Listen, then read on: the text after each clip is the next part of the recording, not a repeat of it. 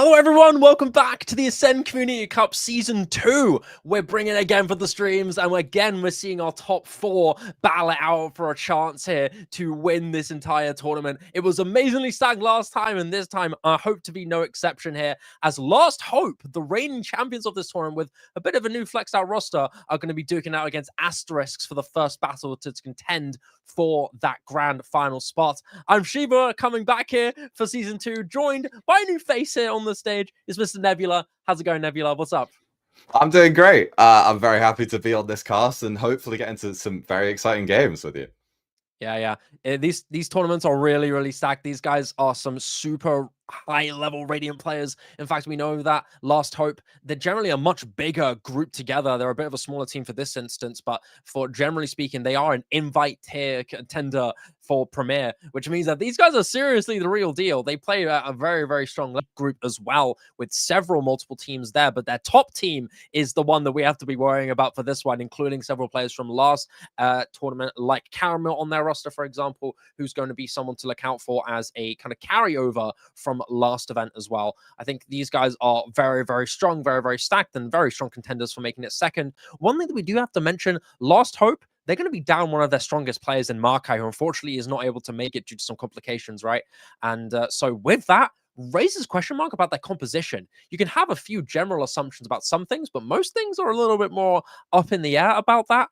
But I feel like Last Hope still won't lose too much of a stride in their step as long as they keep that confidence up. Yeah, it's going to be a really big test of adaptations and how much you heavily rely on playing around one certain focal point or one certain player, one certain role.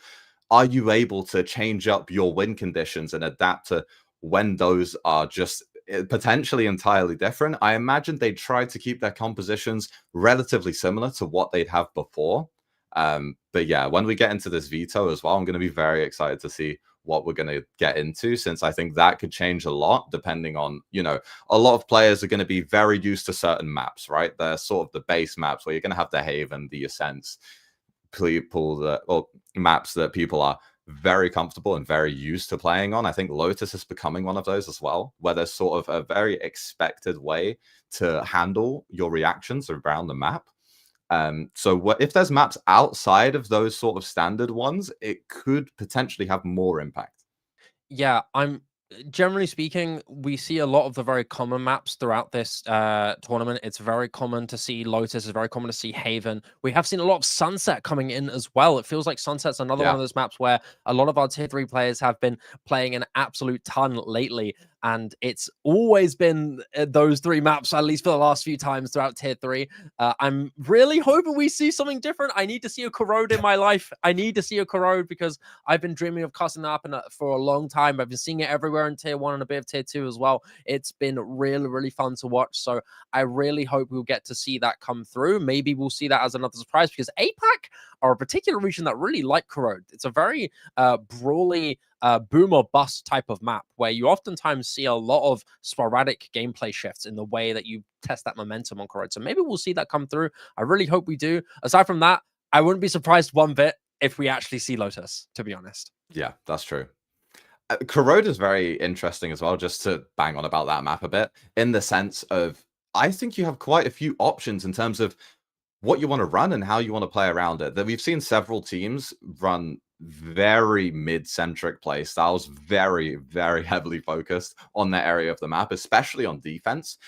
Just instantly taking that part of the map as a area that they really want to prioritize to prevent those fast rotations. As if you have to go through either spawn area on attack or defense, it takes way longer to get across the entire map. It is big. Yeah. But not to mention just the sort of areas you can prioritize, you also have the compositions you can run. We've seen several duelists, we've seen Neon, we've seen Yoru, a couple of people have tried the Raze. I think this is not a Jet map. It seems like a map where she's a lot less proficient. Yeah, I mean, because one of the things that can make Jet maps is when you're entering that cloudburst being something that gives way more safety than necessary. When you're entering on something like Ascent, like out on B site, it's very difficult to survive if you are on something like a Raze or a Yoru just TPing out into the open. I think Corrode allows less of those opportunities. You need it much less so and that Neon is able to have distances that are just very nice for that sort of character to get out and create space on, including even the Raze being a good option on Corrode. Having AoE potential is really nice when you have so many corners on a map. Yeah.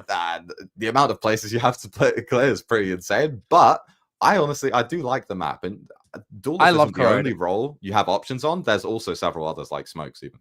I feel like Corrode is like the first new map that has a universally positive response from the whole community, which is rare because most of the time new maps will always have that vocal majority or vocal minority sometimes where people are just straight hating. Like I am a fan of Abyss. I like Abyss as a map. I don't know why everyone has a problem with that map, for example, right?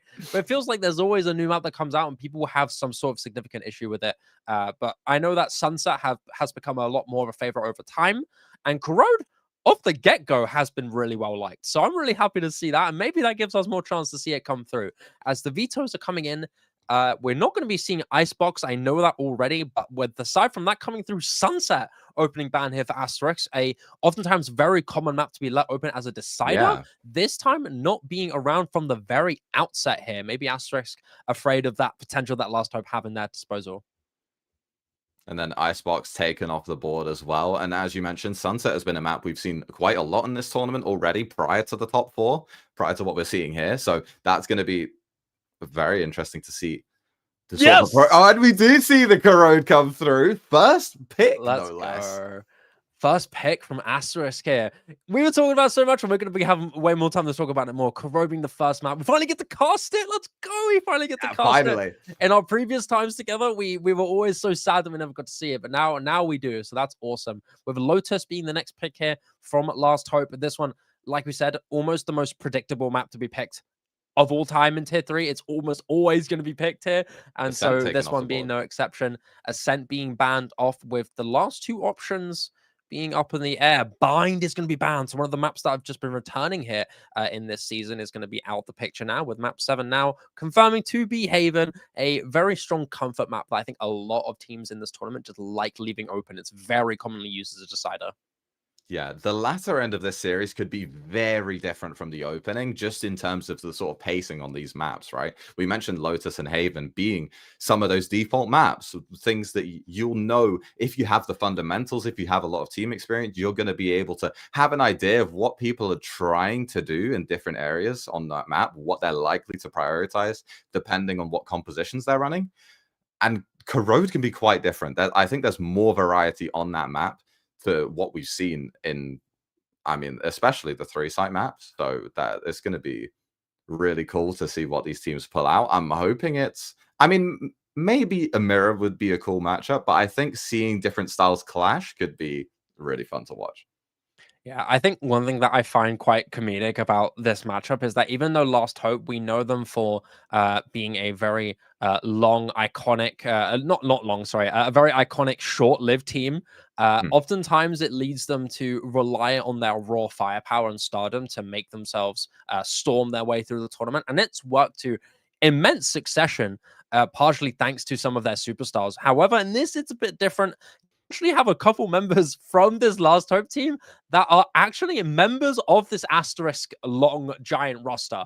You have 2 members here in both Garanash and Rinsat, who are both AST members here, playing for Last Hope in this tournament, which is just a little comedic, a little funny, but also does continue to bring into question how much synergy can you make the most of with the roster that you have. Is potentially having 2 Asterisk members on the other team going to maybe help you out strategically and give you a bit of a better read? Because if these guys know what it's like to play against their own opponents, play with their own opponents, then they're going to have some of the best reads out there. How is that going to work? Is it going to be another deal where it's going to be individual firepower being the main name of the game, or is it going to be an actual surprisingly strategic game where it's going to be a lot of reads back and forth? I'm really curious, because last time Last Hope played, they were very much adaptive, balls to the wall hyper aggression, where they were smart enough as a collective to come up with strategies on the fly in the series, because that was a very common thing with Last Hope, and that led them to be very successful. They won the tournament, like that should say a lot. Yeah, it's definitely going to be funny seeing the Asterisk tag not on that side. But yeah, as you say, I don't think it's going to be to the level where you have a read or you exactly know what Asterisk is doing at the start of any round because you know all the set strats and stuff. I don't think that would be the exact same, especially when you know you're playing against ex-teammates or just people who have been around you on the other side. I think the most important thing is going to be if you know how a team thinks, how certain players thinks, especially how the caller thinks, that can actually be a big thing. You can sometimes understand how they think about the game, and from that, have educated guesses on what their likely response is going to be to a situation, and then you can go from there. That could be a big advantage, but it's mainly just going to be that I think there'll just be additional mental games going on, which is the best kind of Valorant, I think.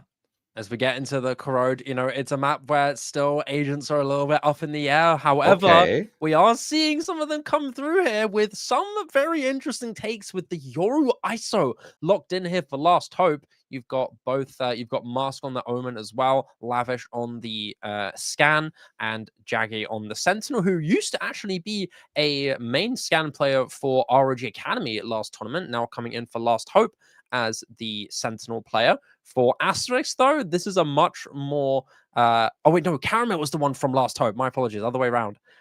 Caramel from Asterisk used to play for ROG Academy, and he's now on the Senti with Jackie. Also, I believe, being a Scan player coming in for the Sentis. You know what? Maybe I'm not too wrong, But regardless of that, double controller here from Asterisk with the Neon as well. What do you think about this comp? I mean, Viper has been shown to be really strong on this map, especially with how a lot of teams like to focus mid. It's a way that you can easily create pressure on a part of the map with pretty low investment, just with toggling that Viper wall. You don't even need a player present in that area to just force defenders or even attackers to just be wary of that kind of space, which Last Hope are not going to have on their side. However, that Yoru ISO coming through is going to be very interesting. I think the Yoru is really nice on here. A lot of, coaches and such think that he's the best duelist option. I can 100% see the merit to that.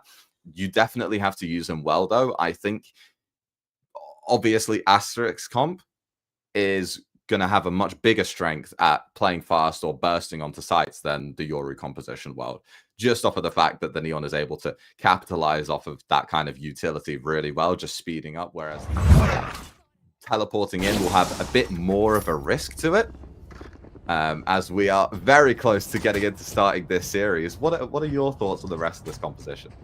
I generally speaking see a big duality with both of these lineups, right? I mean, the Fade is a common agent that's going to be everywhere, the Omen as well, but the double controller is going to probably warrant a much more sporadic bipolar approach that we're going to be seeing into this, right? You're going to be having that Viper rely a lot on that mid control, a lot of lucky plays coming through, with the Neon kind of being the punisher, the catalyst of when the opportunity opens up after a first blood has been dropped or an advantage has been set down. Whereas on the other side, with the defense starting, with the attack, starting off here for Last Hope, I'm really curious on how they're going to be running this, because ISO Shield is very much on a time limit. You are going to be doing this when you are collectively attacking for the team, but Yoru on that engage is going to be a bit harder to fully confirm. You're going to have that TP effectively be isolating for a brief moment unless your team is able to get that just at the right time. It doesn't seem like he is not going to be off the table, as it's going to be the opening engage coming through, as first blood dropped here in favor of Asterisk. Yeah, Last Hope have had that member fall already, but very grouped towards B here. There's no fallback option. The attack would either have to re-clear mid or just go straight into that B site, and it seems like they're just going to freeze for now. They haven't exactly left this B area, but potentially looking to re-hit, as Caramel will be ready for that, in a position to go for one, maybe more, as Garanch is just heading into this B site, and Lil Boy will find impact once again, as all the kills will come through, and now a 5v2. There's such a massive advantage and such little to work with. 30 seconds left. Yeah, this Viper wall here has been kind of a lockdown opportunity there for Asterisk. They've had to just walk in through the crosshairs and becoming 3 kills for Lil Boy, who's been very surgical in this map so far. That's a good start, but the spike down in no man's land, you got to really hope you can just get lucky with the spam at this rate. You've only got 30 seconds left on the clock in a 5 versus 2. 10 seconds left. Down there. You want to go down there. You don't want to save. You're not going to have Last money going player into the next standing. round. So they do swing out to take those last fights, but it's going to be a very clean round. Yeah, really simple as just having a strong defense where those early kills just weren't really able to be traded quick enough. And on top of that, just the wall being so difficult to walk through, especially when you know you've got 3 members. Really well red stacked as well. I mean, you had quite a few members there on Asterisk being able to back them up. So that was really all they had to worry about, with not really a good opportunity for Garnash to really do much with the Yoru here. Usually with that wall intact, that flash is going to be much better to slip through the seams and get yourself an early engage, but not really being able to land it correctly. And so that's going to be the first round down here for Asterisk, as you've got Yash on the Neon with this outlaw just to very quickly get him to an early kill. But mid seems to be the end of the game with this one. Yeah, more spread out the last hope at the start of this round, but Yash will, to open up the round, get the first kill with the outlaw. Just very clean shutdown, and something that's going to be a very favored fight with the fact that there's no shield. And Yoru just jump spotting in mid. They're taking a very slow approach here. No one wanting to pull the trigger first. It's sort of a trap on both sides, but who's going to be caught out initially? Killed that Viper wall, just blocking any vision. This last hope looks to crawl towards this A site, but they just may walk into the exact same outlaw once again. Corrode will give a brief. Shield has popped out here from Rinsat, and that is going to snuff out only 1 shot from Yash, but Asano's having that, he's going to get traded here, and so got Evo, who's kind of forced to commit to a fight here at some point, otherwise he's going to let the team just run it down. They've got sheriffs in there too. Very lethal weapons for such sharpshooters in this tournament, but Evo's not lost yet at all. He's jumped out like 30 seconds to get one quickly. Last player standing. It's rapid here, and that's why it's falling down like flies.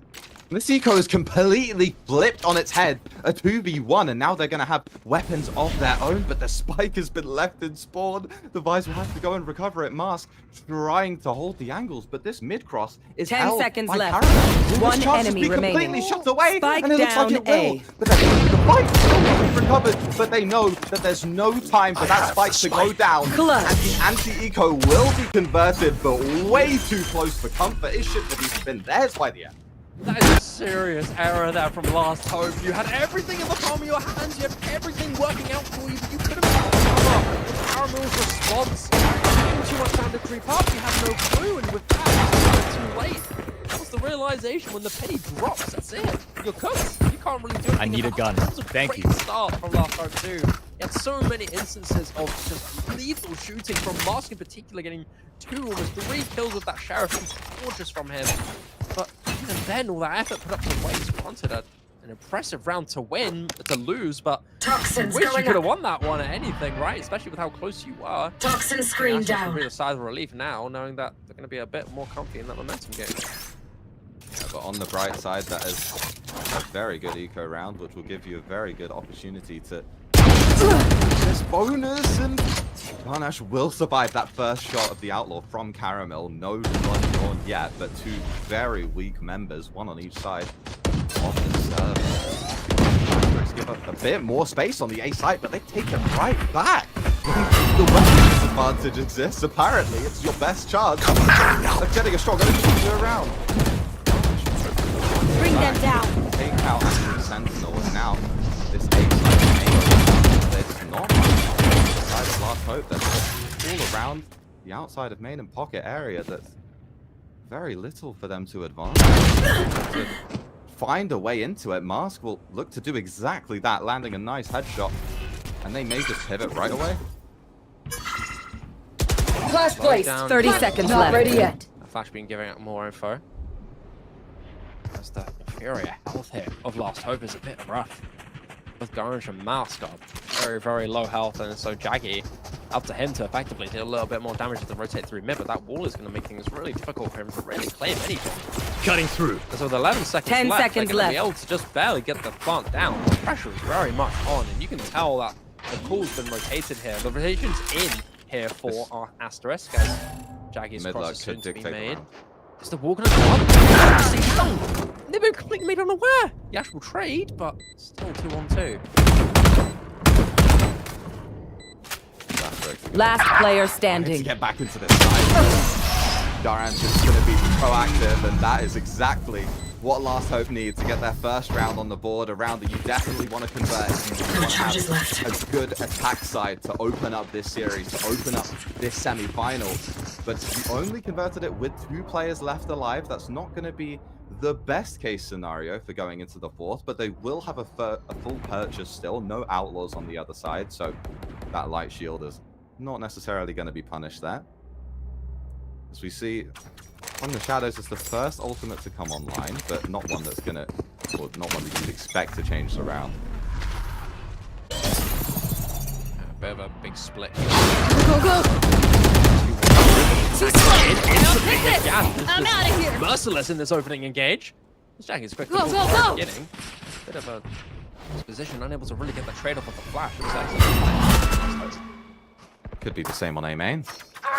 Last Hope are trying to find their way out. I believe the rifle just popped.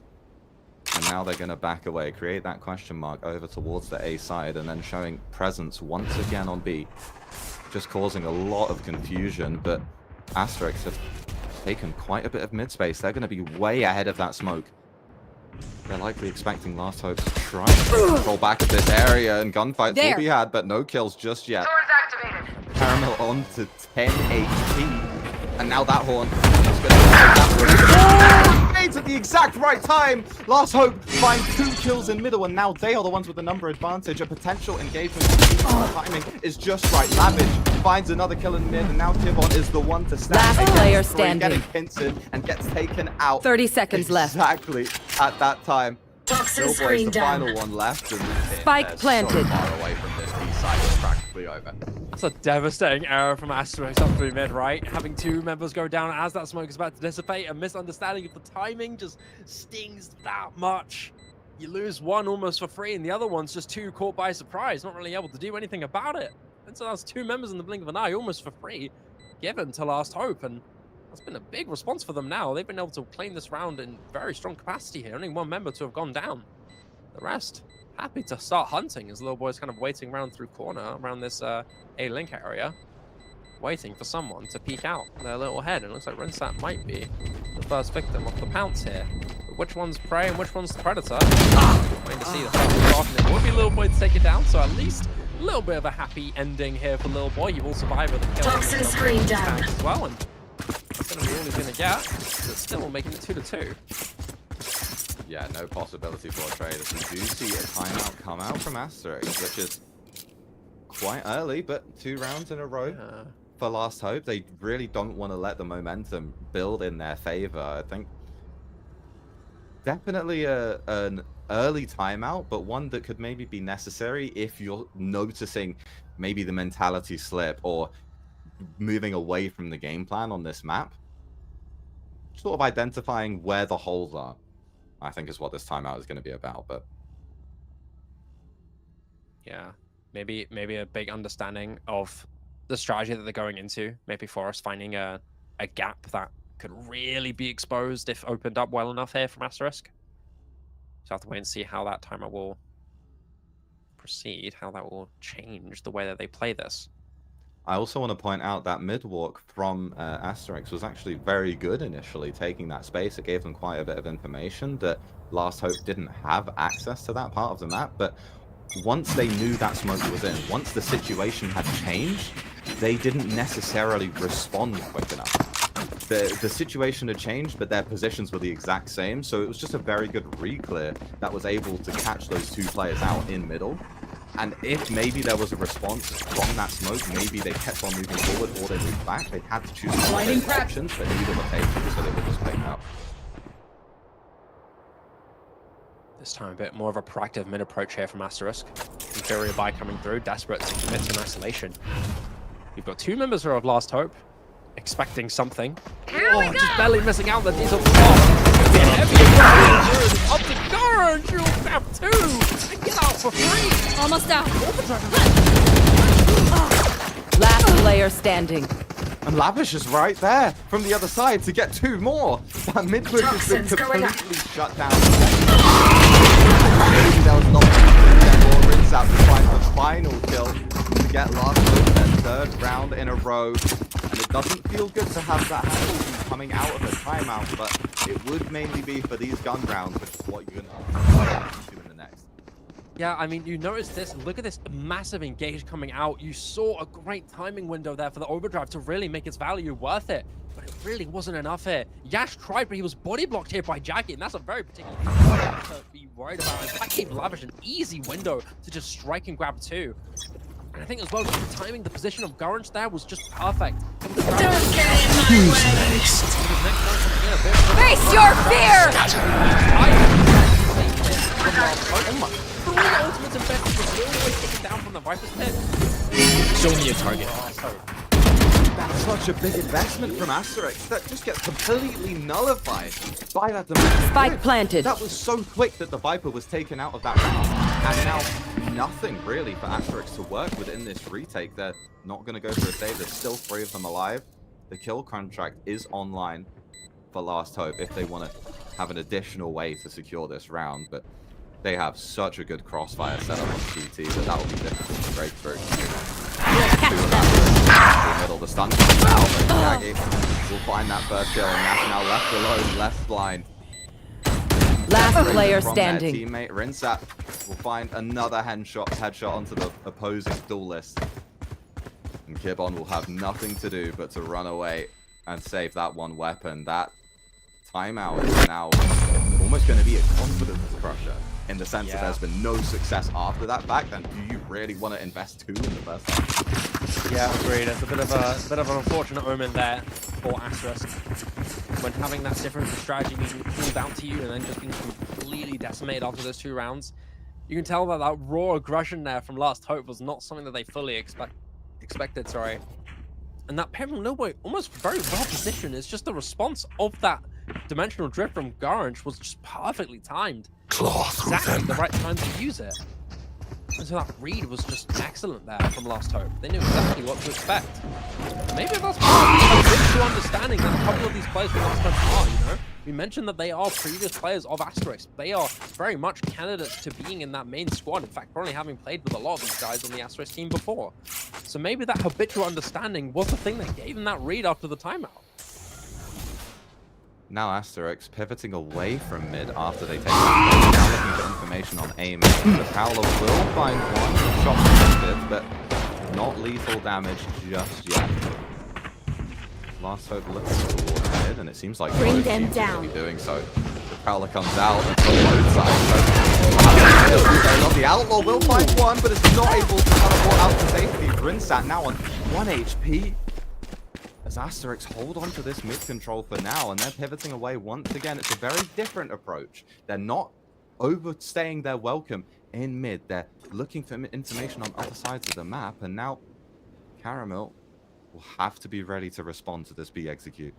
There's some serious reckless abandon there from Garage on mid with that Outlaw, but he gets his one. And that's 30 enough, seconds especially left. with Tobacco being taken away. That's some fuller control on this defensive part of the site. It's you and me. For you. Out comes the kill contract from Rinsat, and that's going to be huge. Caramel though.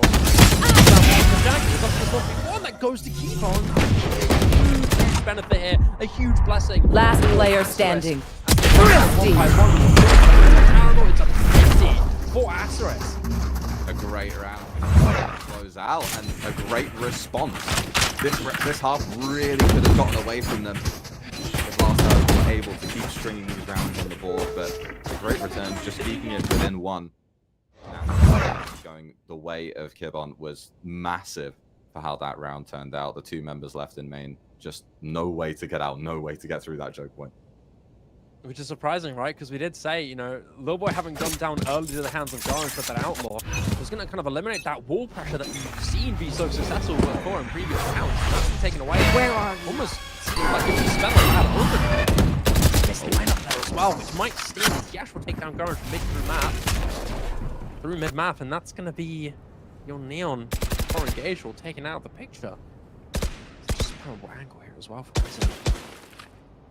So much action could happen in a matter of seconds when this smoke drops.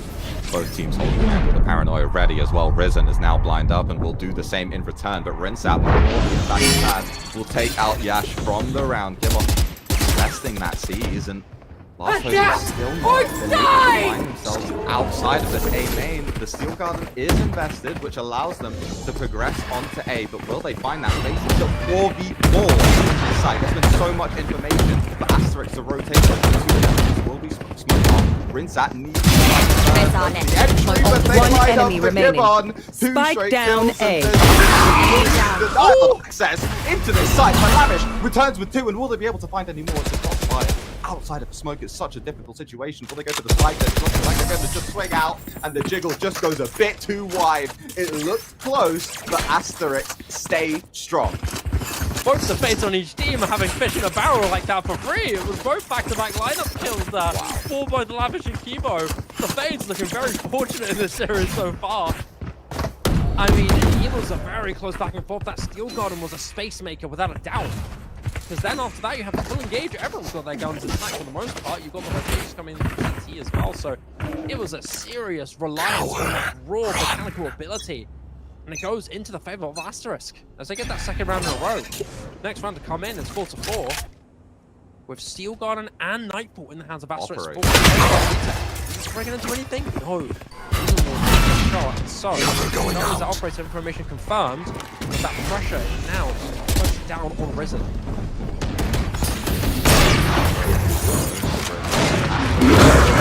Control of this A exit as they did last time. Yash will find the pick elsewhere. Time to jump.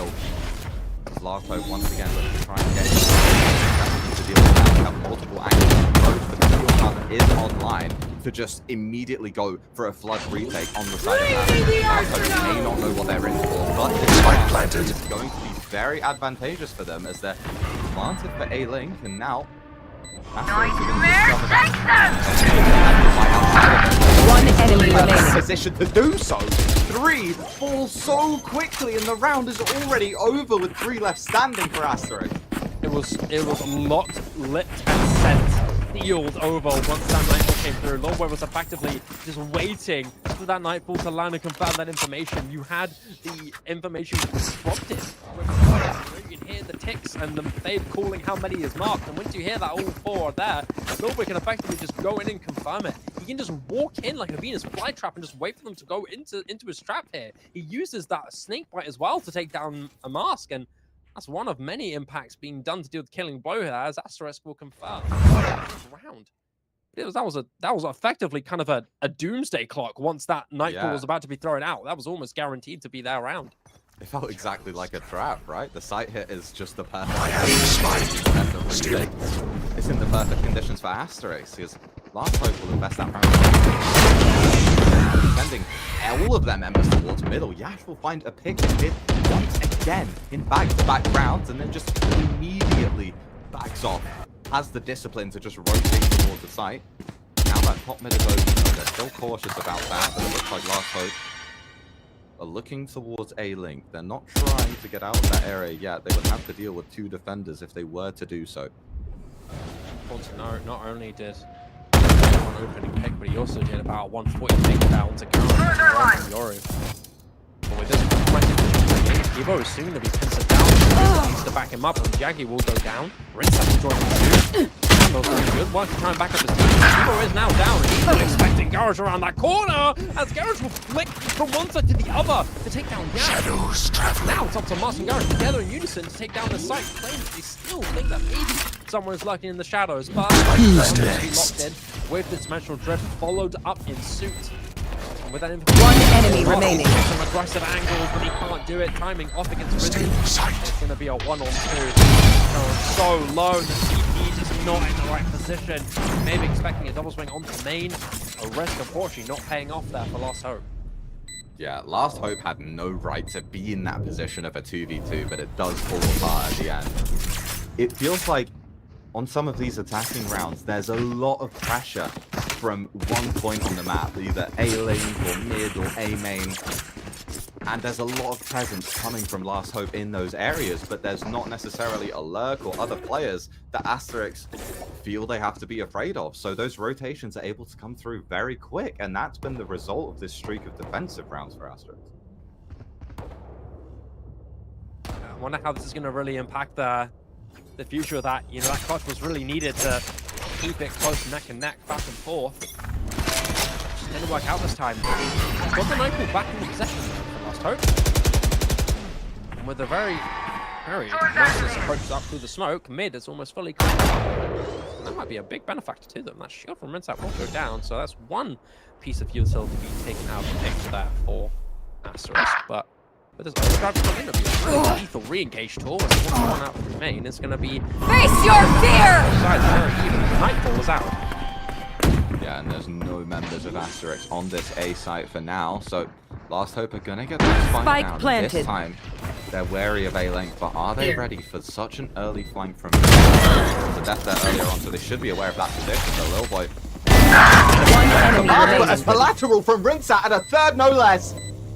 A stronghold on this A site, just the Yoru and an ISO, but sometimes that's all you need. Caramel sneaks through the smoke undetected, but Rinsat somehow knows, somehow delivers 4 and a 5th round for Last round Hope. before the switch. I mean, what really else could you expect from that there for Rinsat? Gun in hand as they go out of the smoke. This timing of the spam is just perfection. Look how split they were. Anyone That feeling collab- generous? How does that even land? They were both like split from 2 different angles. Precise gunplay, by the way. What is that? Hello. Veto games, please fix. Regardless of that, I mean, it was perfectly well timed from Rinsat. He managed to claim himself a 4th as well, snuffing out that push out through. Simple as that. Just superior anatomy there from Rinsat. The ISO here of Last Hope just fully delivering on his promise of lethality for this team. Now Yash is back to being aggressive in middle. Cover going out. Wasn't there. So Asterisk in that round, it seems like they found success every time that Neon has been forced middle. It looks like they're not going to be able to get a kill over there for now. They still have the trap ready with the paranoia and the jump spots from Risen over in A-Link, and are proudly used in A main from Asterisk to have information of whether there's anyone scaling up there. Looking for a kill for a first blood that they found so many times, but Lavish will be the one to deliver that a minute into the round.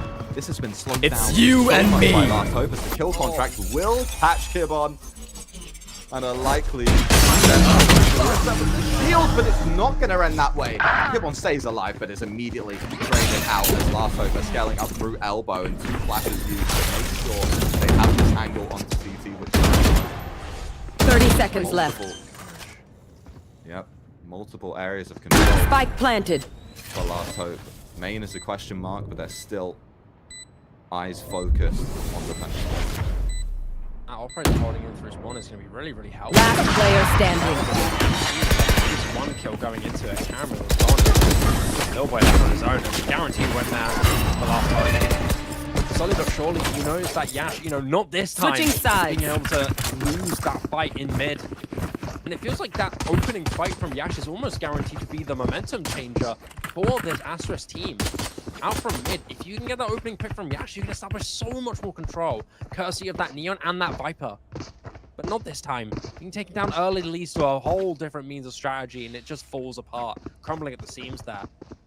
As Last Hope are just there, gone, out of the picture, as it's 6-6 in this first half.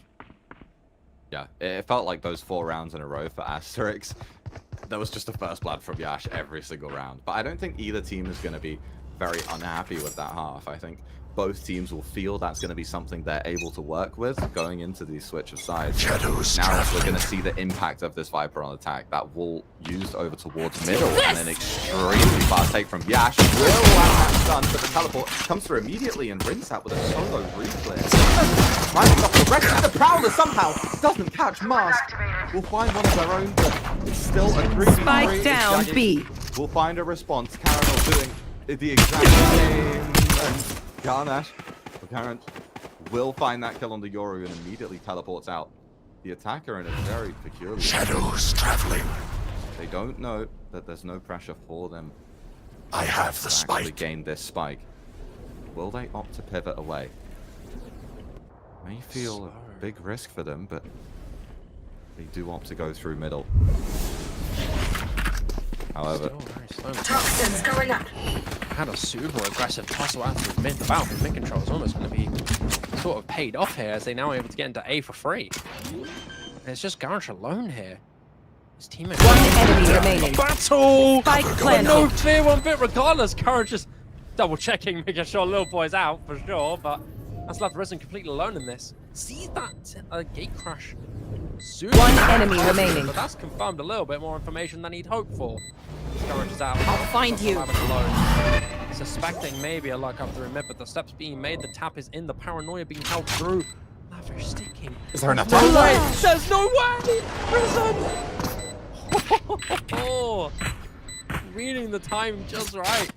Guarantees the pistol around that flash. That was a scary one though, not gonna lie. Close. If that was something else, it would have been over. Yeah, it felt like that was played almost perfectly by Risen. I mean, it was scary when that spike was, but the fact that it wasn't tucked into that box, if it was tucked into that box, it would have been over. You could just stick that spike and the defuse will come through, but a pistol for the side. A great start for them in the second half, as I believe just a slight tech pause coming through, but that gives us a bit more time to keep doing what that's yapping about again. Yeah. How do you relative to the output with these two lineups? It feels like it's a bit more of a scattered I play need there this. from last time, generally speaking. Aside from moments where they want to do full executes involving ultimates, generally it's very split, especially on the attack side that we saw. Do you think it's going to be the same thing here, or do you think it's going to be a bit more of a stacked proactive approach? Because I feel like this composition is a Retrieving bit thorn more trap. passive, bit more reactionary, relying more on that retake. When you have that Euro TP and you have that ISO shield, it's probably going to be a bit more of a response-based playstyle. What do you think? Yeah, I think in terms of two areas of the map, you're often going to see this comp, or this style of comp, walk down a lot in one place. That could either be mid, that could either be one of the mains, but they're going to walk down somewhere in quite a few of the rounds. So they'll play reactionary depending on what information they get there, but I don't think they'll just be sitting ducks on the map. You know, they're going to be doing some sort of proactivity, but it won't be really explosive takes where you know they're instantly pushing somewhere right off the bat. Jaggy walking up a little bit. There's a bit of a creepy situation here. Into oh, stack, and he's actually a single blood spill there, and the Sentinel here for Last Hope is out of the picture entirely. Kibon is already through B. Kibon has Wait, found what? this gap on the map. What? Asterisk Oh, are it's a stack. sprinting straight to it. They mean, misread you the could- stack. You could expect a stack on an eco, and Kibon just doing the limit test, seeing how far they can get through the site, and they have found it entirely open. Rinsat now is going to let their teammates know exactly what's going on. Will they expect Spike to be planted. found, although held by Kibon? Are they going to clear it? Absolutely not. Kibon lands the headshot after a lurk winning, or a round winning lurk. Is Caramel just going to use some extra frags, try and get this ultimate online, a clean one tap to get that first orb, two more. Two off the skill garden as well. Yeah, you'd imagine maybe they swap weaponry and just let Caramel push with that pistol to potentially get that steel garden online in the third round of the half low net, no less, I believe. Idiot. Yeah, pushing with the Sheriff is now going to be one off. Garange showing a bit of pride in that kill. Little boy is going to wrap around, but they'll just opt to go down to the spike. Will be the ideal best case scenario there for the remaining two members of Poison Last orb emitting. as they will both fall to the spike. Aside from that, though, a solid round there from Asterisk. I mean, good read on the stack, just simple as that, winning the 50 game and having the bravery to continue pushing up through, applying so much pressure on a loose wound there for Last Hope. As surprisingly enough, it's the two former, or I guess still players from Asterisk on the Last Hope side being the highest I'm performers out at of the here. moment, ironically. Yeah, I mean, seemingly a field of Go, battle. go, go. Work good. Again, a very fast approach over towards mid, something that Asterisk has kept consistent from both sides of their Corrode, but Lil Boy getting the first kill with a Spectre over in B. Cover going out. It looks like the whole group wants to turn their attention to that area. Last Hope have some space over in middle, but it's definitely not going to be enough to give them a vantage point. covering B. Adapt or die! Shadows traveling. Confirm their position. It's going to probably very quickly.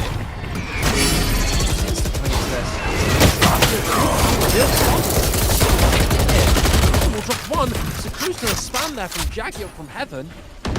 It's a 3-on-4. Oh, the last hope. Jackie will leave the numbers. As the plant is down, it's gone down to 3-on-3. Spike planted. No ultimates really using this. It's going to be a raw battle of wits here. And it seems like Asterisk are going to be trying to... Who else? The isolation will split. How's it going to end? Absolutely. Last player standing. Spam through. Little boy up the top of heaven will grab one.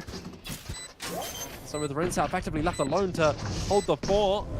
One enemy remaining. Spike! Rinsat! Back to the dangerous Instilling part. so much fear into this team, but not enough for Asterisk's little boy to go down. Not enough at all. He'll spam a body himself. Responding with even more confidence going into it. And that's going to be Asterisk converting the bonus round.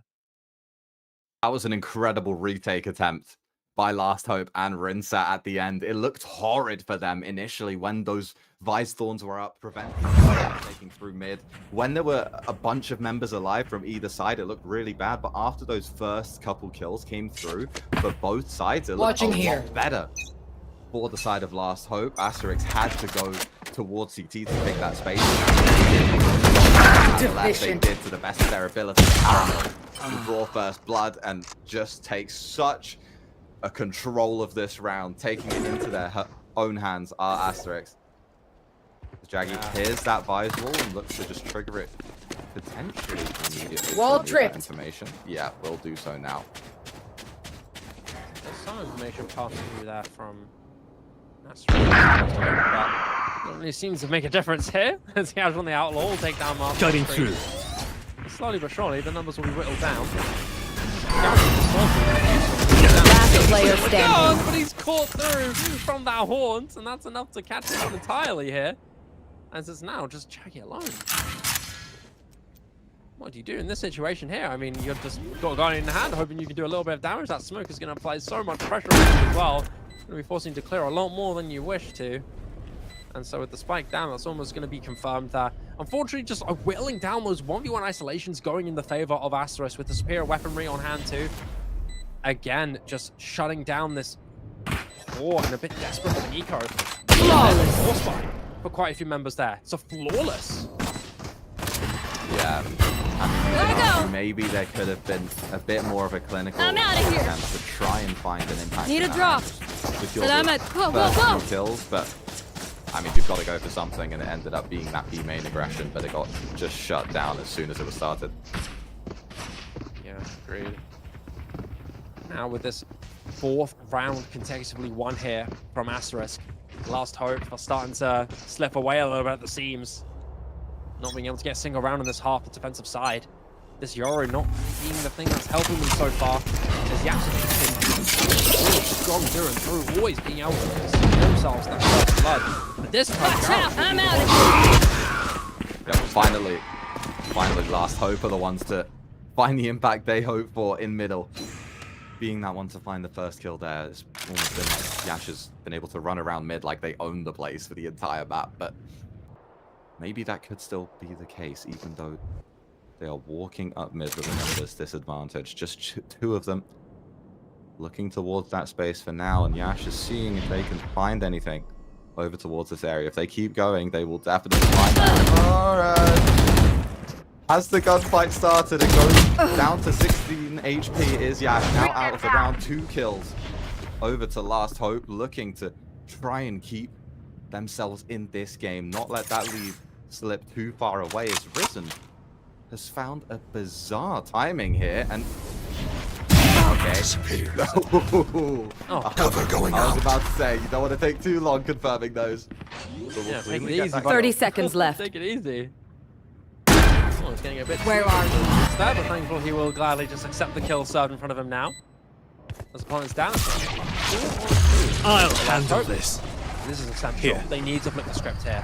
Dimensional drift out from Garrison from 2 members. There is only 2 members left. I'm back. Good luck until that. 1 enemy remaining. The shots aren't too instant, but it's still a clean retake with that dimensional drift. Once that ultimate comes out, it's just going to be so difficult to stand your ground. My ult is ready. I was sweating. They can really take from that round. That's now three gaps and something that was much needed for last. I need a gun. Got a few ultimates now from both sides that could be of big use. With the first round finally being the momentum switcher for Last Hope, they now have to start flipping the script this time. Maybe Almost we'll see 8. that responded here. With the kill Almost 8 contract. ultimates. Thank you. Yeah, a lot of ultimates that are very close to being usable. Seems like it may be quick action again. It will be, especially from Yash already down into Elim, dodging the ISO vulnerable, and the Prowler. Asterisk of just moving into mid as quick as they can. How aware are Last Hope of this? They're in pretty good positions to deal with it, but will it just be sort of way too overwhelming? Rinsat staying patient for now. There's now 3 members of Last Hope over towards A. Asterisk have brought massive attention over towards that side of the map. But is that going to be where they decide to end? They're now looking over towards B through the avenue of mid. They're going to have a lurk over in B main as well, where Last Hope are looking to try and take that space, that information. They have something to play with. Spike down mid. There we go! Time for Yash, but Asterisk with kills for overdrive bomb, and the members stunned. It's 3 in the round. Looking for potentially more, and there's such a deep lurk from Caramel over in CT, but the jumping targets, they won't be able to close out the kill just yet. If they're able to take out Caramel from the picture, it could potentially be the start of a retake. Timing would be off. Retrieving flash. Is able to get that first. Shadows traveling.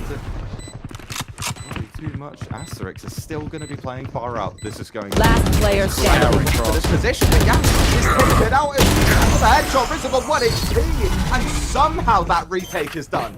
Shaggy's just a hero going into that recovery. We initially were thinking, yeah, good start there for Last Hope, and then Yash just threw it back in their faces with 3 really rapid kills in succession, and we thought that would guarantee it. Sure, blinding momentum was there, pace was there, everything. Retrieving flash. They did nothing with it. They didn't go any further deeper. They couldn't land the shots on the flank when they had that rotation in their hands. They couldn't do anything about it, and Jaggy just punished massively. Just grabs 3, 1 by 1, winning those one-on-ones. It was clean, and that's all he needed.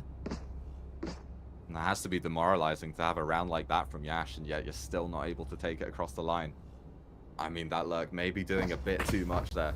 Just going so deep and not being aware of that timing and being caught off.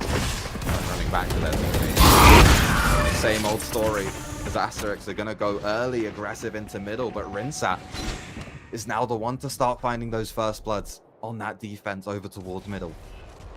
And it's a 4v5 so early on. It changes how you have to play around this map. You have very little options to work with. Where's that angle? We're going to be checked.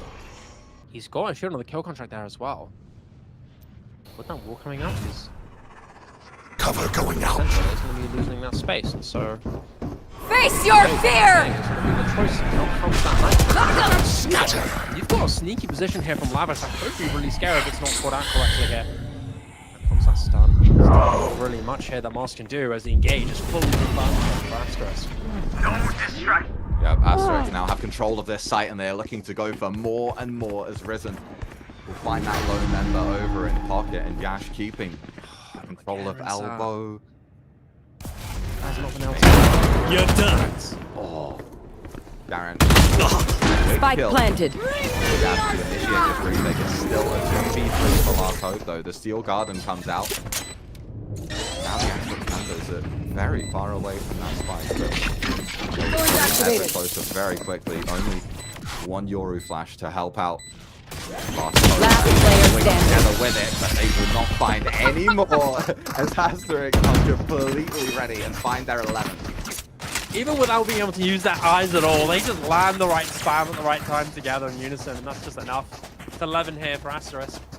An attempt of a comeback being done with Last Hope snuck out quickly.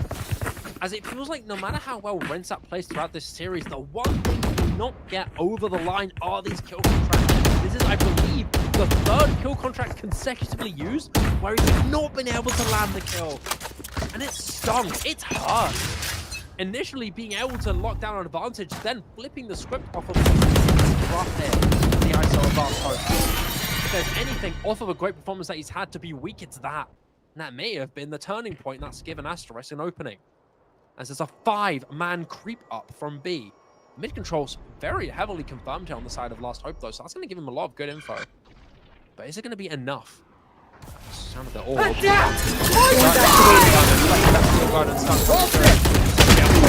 engage. And Aggie can't land. Still got him 2 quick to kill. Welcome to my world. Of Asterisk. I was thinking that heavy commitment towards B main Asterisk, but it's just all way too many numbers for the Last Hope anchors to deal with as they opted to just stay on that side, try and hold it down. But now,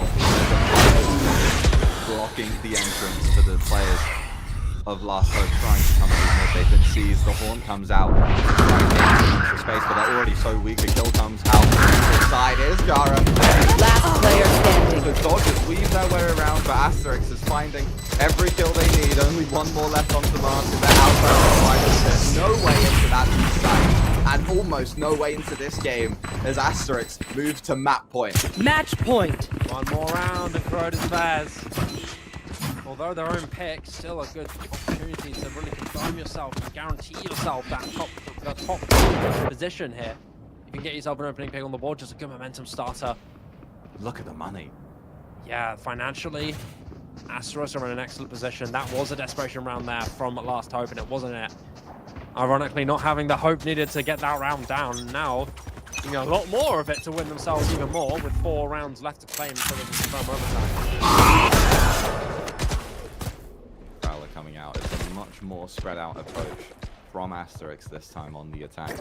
Retrieving flash. Previously having 5 over towards B, but now they're just take that initial space to place the Vise wall so they know if they've lost that control, if someone has walked down B main.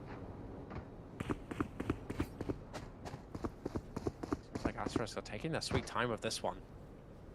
Almost as if Toxins going up with their minds right now. You can see a rotation kind of cool to go commit round B to back up Sentinel here of Last Hope, but even then it's not really going to make much as it's going to be A to be the main target here.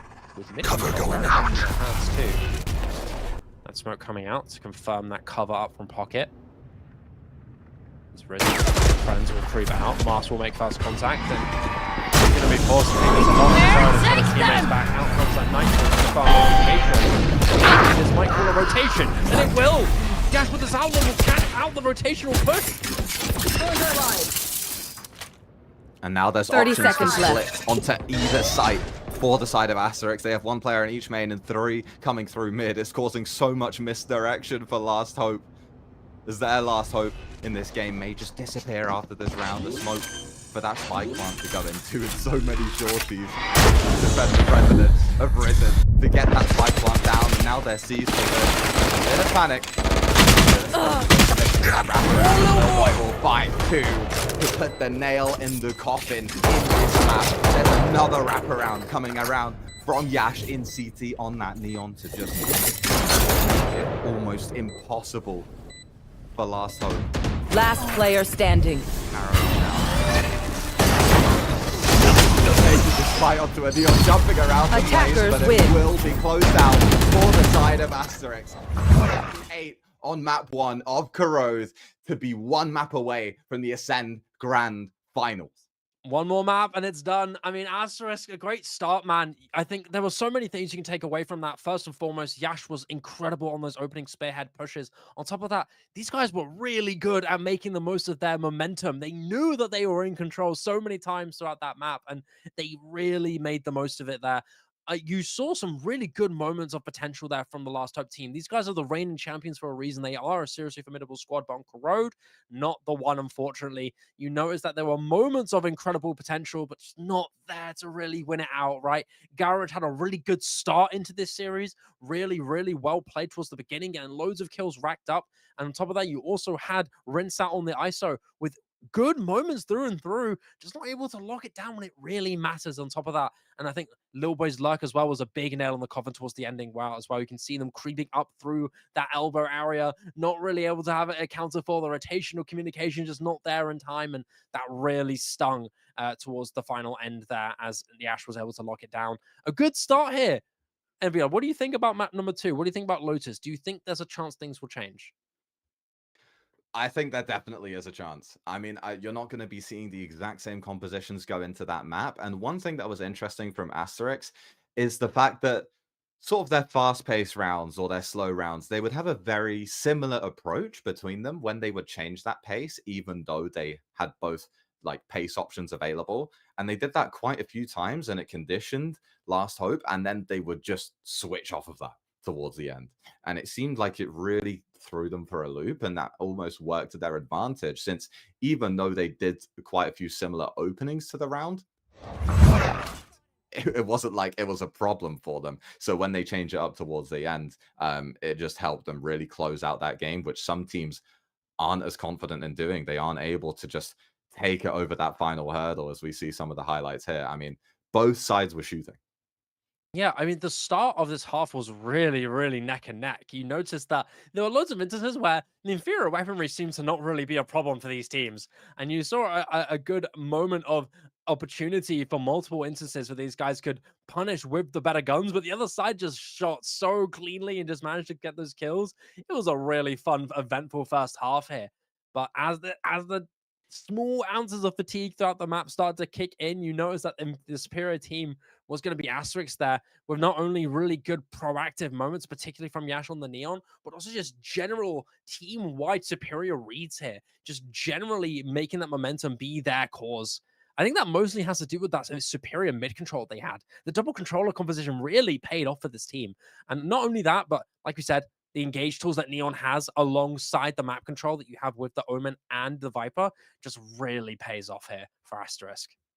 Yeah, 100%. I mean, having that Viper gives you multiple options to tackle mid with. It doesn't just have to be with brute force. It also can just be with making tiny bits of noise, putting that wall up and down to just create question marks, force Last Hope to have members over towards that side of the map, or over towards that part of the map, to just always have an eye on it, always force them to be in the places you want rather than letting them play their own game, which I think is something you absolutely need to be able to do. You need to be able to play your own game if you're on Yoru ISO. On a map like this, it's not Haven, the map where the duelist combo initially came to rise. It's trying to implement it on something like here, which I think does have its place. I mean, especially with Yoru, those rotations can be so long on a map like this, but unfortunately not leading them to a win today. But they still have an opportunity in these next two maps. Yeah, next map coming up is going to be Lotus here for the reigning champions to decide their fate, whether or not they will fall out without a second place, or they'll take the map number 2 to guarantee yourselves Haven for a huge ending battle to decide our first grand finalist here, the Ascent Community Cup. We'll be back with you guys very soon after this break for Lotus coming up for map 2. Are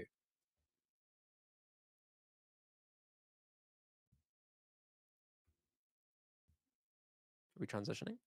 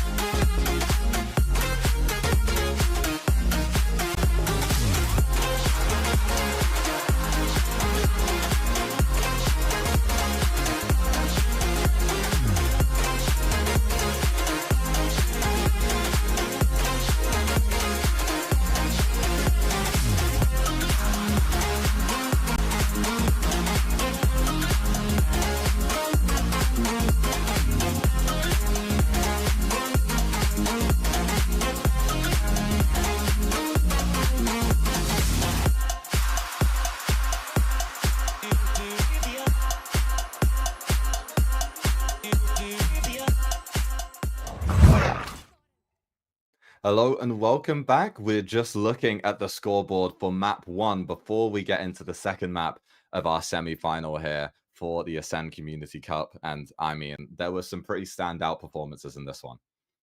Yeah, I mean, you can notice that Yash was the superstar MVP there for Asterisk, and not only in terms of statistics, but in general impact throughout the game. You notice that he was very much the one who controlled the momentum for this Asterisk team, with Lil Boy's Viper as well being a huge benefactor with the walls on top of it. He was a big player in that map, with Garnash being honestly a bit of a quieter second half going into it, but the first half was really solid there. And so, you know, seeing that good impact at the beginning was really valuable, which made it so close. But later down into the series, you notice that things were slowing down a little bit more, and Rinse Out on the ISO, not Garage. I think there's a small like error with the names there, but regardless of that, it is Rinse Out on the ISO, and so far so forth. With that being said, Last Hope had a few good moments, but unfortunately not able to close out the opening map here on Corrode. But regardless of that, we got to see Corrode, and I'm all happy with that one, with Yash being the MVP of the series here, being the main duelist for Asterisk. And I wouldn't be surprised if we see that continue on that momentum into map 2 on Lotus, especially considering that it's a map that we do love seeing Neon on. And we know that Raze is a really common agent. We know that Neon is that kind of newer, more modern meta agent to run. If you are a strong Neon player, you can seriously carry on this map. Yeah, I am glad we got to see different styles clashing. But on Lotus, we may see some more similar options, although there are a few different avenues you could go for. Quickly speaking about the MVP of that first map, Yash, I mean, it seemed like this guy was just always in the scoreboard in that kill feed. Every single first blood. I'm not sure how many first bloods there was.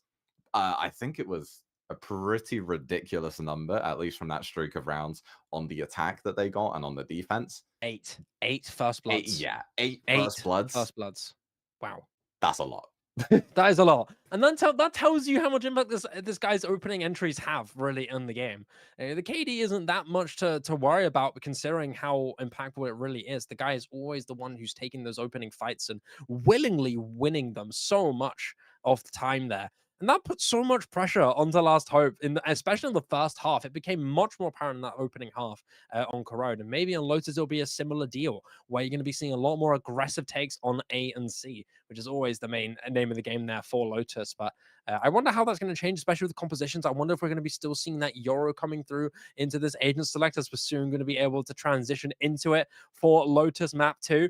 This is the pick of Last Hope, and although it is their pick, we'd like to think still there is a bit of a risk going into this, considering how well Lotus has played, how many times we see this map used. It's almost the staple pick for every single team in the tier 3 stage at the moment. It's a map that's almost too common at this rate, right? So as we soon transition into agent select, we'll see if there's any changes here, if we're going to be seeing the Raze, if we're seeing the double Neon, or if we see that Yoru double duelist composition come back. I think Last Hope are definitely the ones that are a bit more question mark going into this. I feel like it's going to be a much more expected traditional meta comp that we're going to be seeing from them here. Yeah, this is definitely a map pool for this series where that Yoru ISO can actually be on all 3 of these maps if you really want to use that. If you have someone who's maybe a really proficient ISO player or Yoru, or I mean, both is the best you can get. As we go into this agent select, I'll be interested to see whether we see any, Viper comp once again, but this time with no Sentinel. That's something that comes out quite a bit on Lotus, but we are going to see that Astra locked in for the side of Asterisk, and seemingly a breach on both sides also, which has fallen out of favor just a little bit, but is still definitely viable on Lotus especially. Yeah, I mean, Vice being a very common Sentinel coming in with the double initiator there for Last Hope. Still, Breach being very commonly played in tier 3. We know that Breach recently has not been very favorable statistically throughout the last few tournaments going into it. And so still seeing him around is quite reassuring. We're still going to be seeing the old dog still fighting through into this one. But regardless of that, it's going to be almost effectively a mirror composition coming in, except this time we're going to be seeing the Raze with Mask still hovering over. We know he's going to be on that duelist slot, but the question is, are we going to be seeing the Neon or the Raze? It will be the Neon Okay. coming in here for Last Hope. So this will be effectively a mirror composition bar the duelists, which is going to be really, really interesting. Yash this time off the Neon onto the Raze, with the Mask taking the reins instead of being on that Omen fill, is going to be on the Neon. Yeah, I'm hoping to see some unique approaches to these comps, because it could be sort of cut and dry, you know, A fights, C fights, A retake, pivot over to C. It's things that you'd maybe find a little bit predictable. You're going to need to go that level above to take this kind of map in a semi-final, especially in a convincing fashion.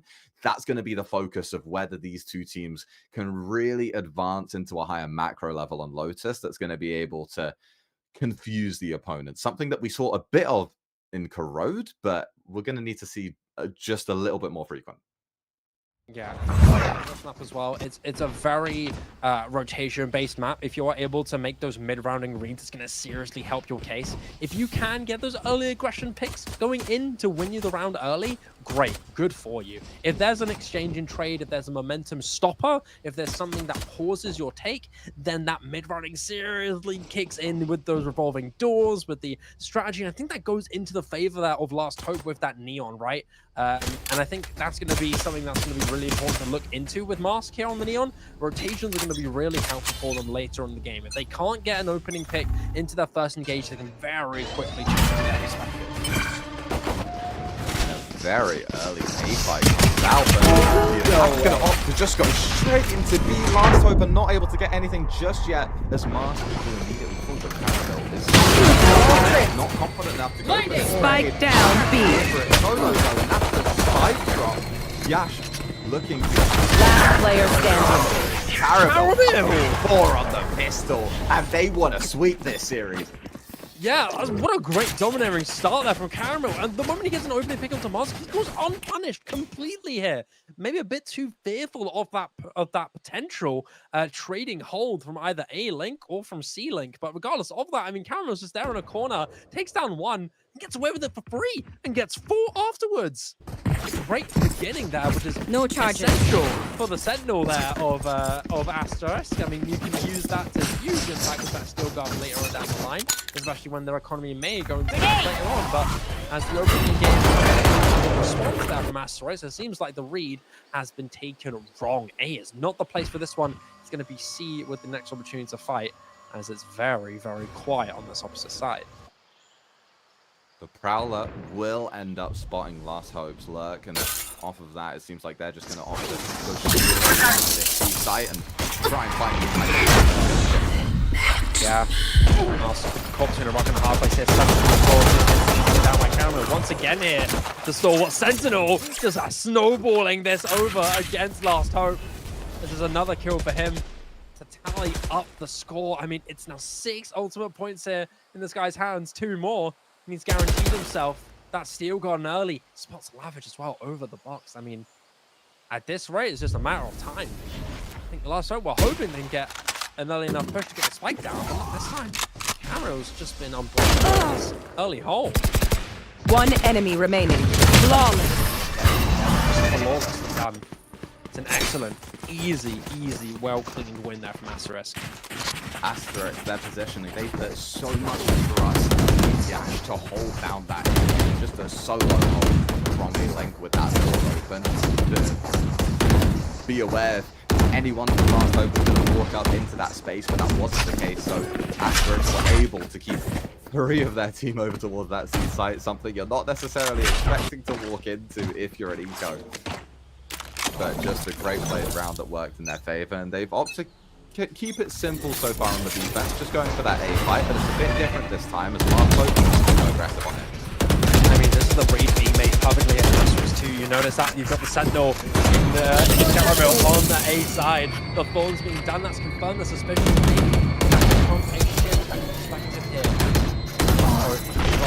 Still soon. Quickly take down Caramel. Stealing sight. Control over the trade. Or have to get away with the side here. Not much of the Utopia. Shadows traveling.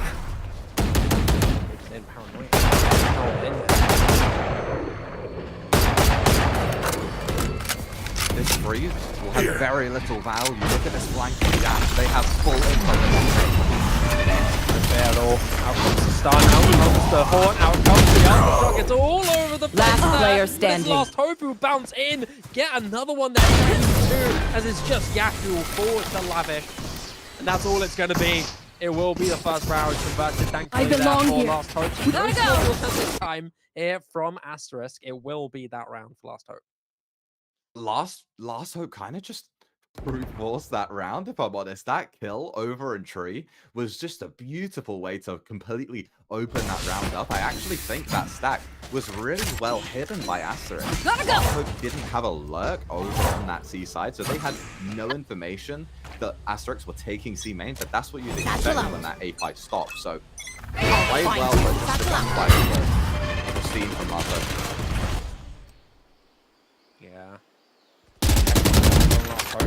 Still not losing a stride in their step regardless of the loss. And this time, although an attempt of making some early aggression here, they're going to be using the door as a fake to disguise their intentions into this. Billboy, though, has got so much space into this. I mean, he's almost guaranteed himself, his team, good info, as that's theoretically but they're probably being thrown out. Shadows. Give away his position courtesy of that Prowler. So he's going to be stuck in a bit of an awkward position. He's going to be forced to back him up a little bit, and he will get away with this. Cover going out. Overzealous there, but still grabs us one onto Garage. But what are your re-engage opportunity there? What do you do in this situation? It looks like Last Hope are going to pivot away and then leave at least one member to fake over towards this A side. Asterix aren't buying it just yet, and I guess Last Hope are. They're going to regroup over towards this A side. And the 30 fact they seconds haven't left. made any noise too far up means that Asterix have walked away a bit. They should be able to get into A side comfortably. Oh, no, throwing out to force away little boy. Spike Maybe planted. his steps were concealed. Seems like that's going to be the case here. Could be massive. This could be a huge load. Jackie's pushed up a little bit too. It's still on top of heaven. This guy's in the longer area. Steel Guard going out for the teammate. This might be excellently timed here for Lil Boy as he grabs one. Maybe looking for even more as well. Mask off screen will take down the initiator of that of the Cover going out. bait there, but still 3-on-3. These are being thrown away. And Last player Lil Boy standing. finally fall to the hands of Brinsat as it's just Caramel left alone. Using that Steel Garden, but there's not a lot of time left. He'll grab his one and he is out. One enemy remaining. Maybe even get a second as well. Yeah, that's going to be a great round for Last Hope to take for their own. And we just zoom out and see two Asterix tags for both teams, but wow, I mean, the A site has been seeing a lot of action in these first 4 rounds. Almost ending here every single time. Maybe we'll see a difference in approach. But look, seemed like it could have been their way back into the round. Caramel with a 9-1 start. It just has to be mentioned that starts like that you don't see every day. Really good start here. But unfortunately for his team, it's not really been able to snowball into anything significant. As the rest of his team, unfortunately, not able to really get themselves too far off the starting point. And now they're going to be solo on this A site, and Asterisk don't really have information towards C. Caramel has a lot to do. Caramel waiting for him to strike, just sees a little pixel there, but he can't make a response for it. So re-engage up from C, tree is going to be made, but not fully locked in. Blinding! Sun is there. One fault line out of the picture. Last hope. Still so quiet. With a couple flurries of utility being thrown, but some no significant burst. It feels like a beast. That will be the case. Fault line a little bit mistimed there, as the response from Gap is to go out with Spike the down showstopper. A. Caramel, grab 2. One enemy remaining. Massively blessed going into this. Caramel with a 3rd. It's too clean here. Again, it's this guy who's had a killer of a series. And it's just rinsed out 30 alone. seconds left. Once again, to face the music. The Stinger, so range too easy for Lil Boy. History is already All around there forgotten. for Asterisk. That was a perfect shutdown of that B split. Rinsat not hearing anything in B main, maybe calling the team over to that B site, thinking that there was much less of a presence from Asterisk than there actually was, but that team was just so ready to respond to it, and that showstopper forced Last Hope into an absolute panic there. Yeah, it's again Caramel to be the hero here for his There. team. Unfortunately, the rest of his team Gotta isn't go. able to do too much, but 3-2, still a lead nonetheless, especially considering how offensively powered this team is. Retrieving for Last flash. Hope. 3-2 down is not the ideal start you really want here. Last Hope trying to fake over towards A, but Caramel is so aggressive. Still able to triumph through in these 1v1s, and he's going to be staying, or maybe overstaying as well for a little bit. As Martin's taking down Trader's teammate, and so is Sight. Zero Guard is thrown out, and pushing him away even more. It's going to be the Sight guaranteed here in for Last Hope. Spike planted. Gonna just try and take this space over towards Waterfall. Last Hope will get it for free. As Asterisk maybe a bit too slow reading through. The aftershock goes through. They find information on one, but one is way too little. There's going to be members fighting from the Waterfall side. Rinsat will get the first. The attacking side of the retake and Lavish. Last player Then standing. that advantage as kills over to both sides. One enemy remaining. 1v2 finds Rinsat, takes out the first, and it's Shadows traveling. What's another death? Surgical there from Little Boy, no fear. And even if the spike just barely takes down, he will Clutch. be able to get it. Defuse clutch confirms there for Little Boy as the breakaway is made. 4-2, 2 rounds ahead of the first, the opening pistol round. And I mean, you saw a really dynamic back and forth there, some really rough skirmishes, some really scary fights being done, but it's Little Boy's coming on top. That single ounce of fear. Young Buck still got it all ready to fight for. Let's go. Secured there for Asterisk. And you'd think maybe the members from Last Hope that pushed up into Waterfall fighting the if Asterisk didn't have that information that so many members were over towards that, Shadows maybe traveling. they would have been inside of the site, but Ace quickly. Trigger the wall. South Stream will take down Yash and that Outlaw. Big threat out now. Jaggy needs to be a bit too wary here, a bit afraid of the next poke in. Little Boy will take down Jaggy as Ace pins it down. Completely overwhelmed by the numbers here of Asterisk. Last Hope they're going to be quickly rotating through. They're going to be walking into the setup that is from the C site here. Out come the Thorns. And there is just nothing to do with this. The slowdown is just beautiful. Again, the reconnect out from B is going to take a little longer than maybe Asterisk were hoping for. It's the outlaw from right now. Oh, Gary going out! He got there of a mask! Not really able to use a gun at all. He's just sitting ducked there for Caramel with the classic. Where are you? Off your feet! Out here from Neon. Last Hope. Sonic Thunder thrown out to slow down. This one all the way getting the Nightfall himself. Back and forth with Ultimate being falling up there. 2 flashes in response. Corrode is out with that. So much Last work. player Clearly, standing. Thrifty. Brings up together. We'll get the Thrifty. Almost a 3-person team ace here for Last Hope. Yeah, with these inferior guns, still able to confirm the round. And at the point where Last Hope were about to enter the C site, that round looked practically impossible for them. Caramel was playing so patient with that Outlaw, but that patience just didn't pay off. A slight jiggle beak throwing them off of the angle with the Outlaw, and Neon just jumping around as chaotically as possible. Able to get that kill, and then they were in such good post-planted positions to deal with a retake only from one point of entry, which was Waterfall. Yeah, what do you do right now here? That is a bit of a rough round to be losing, right?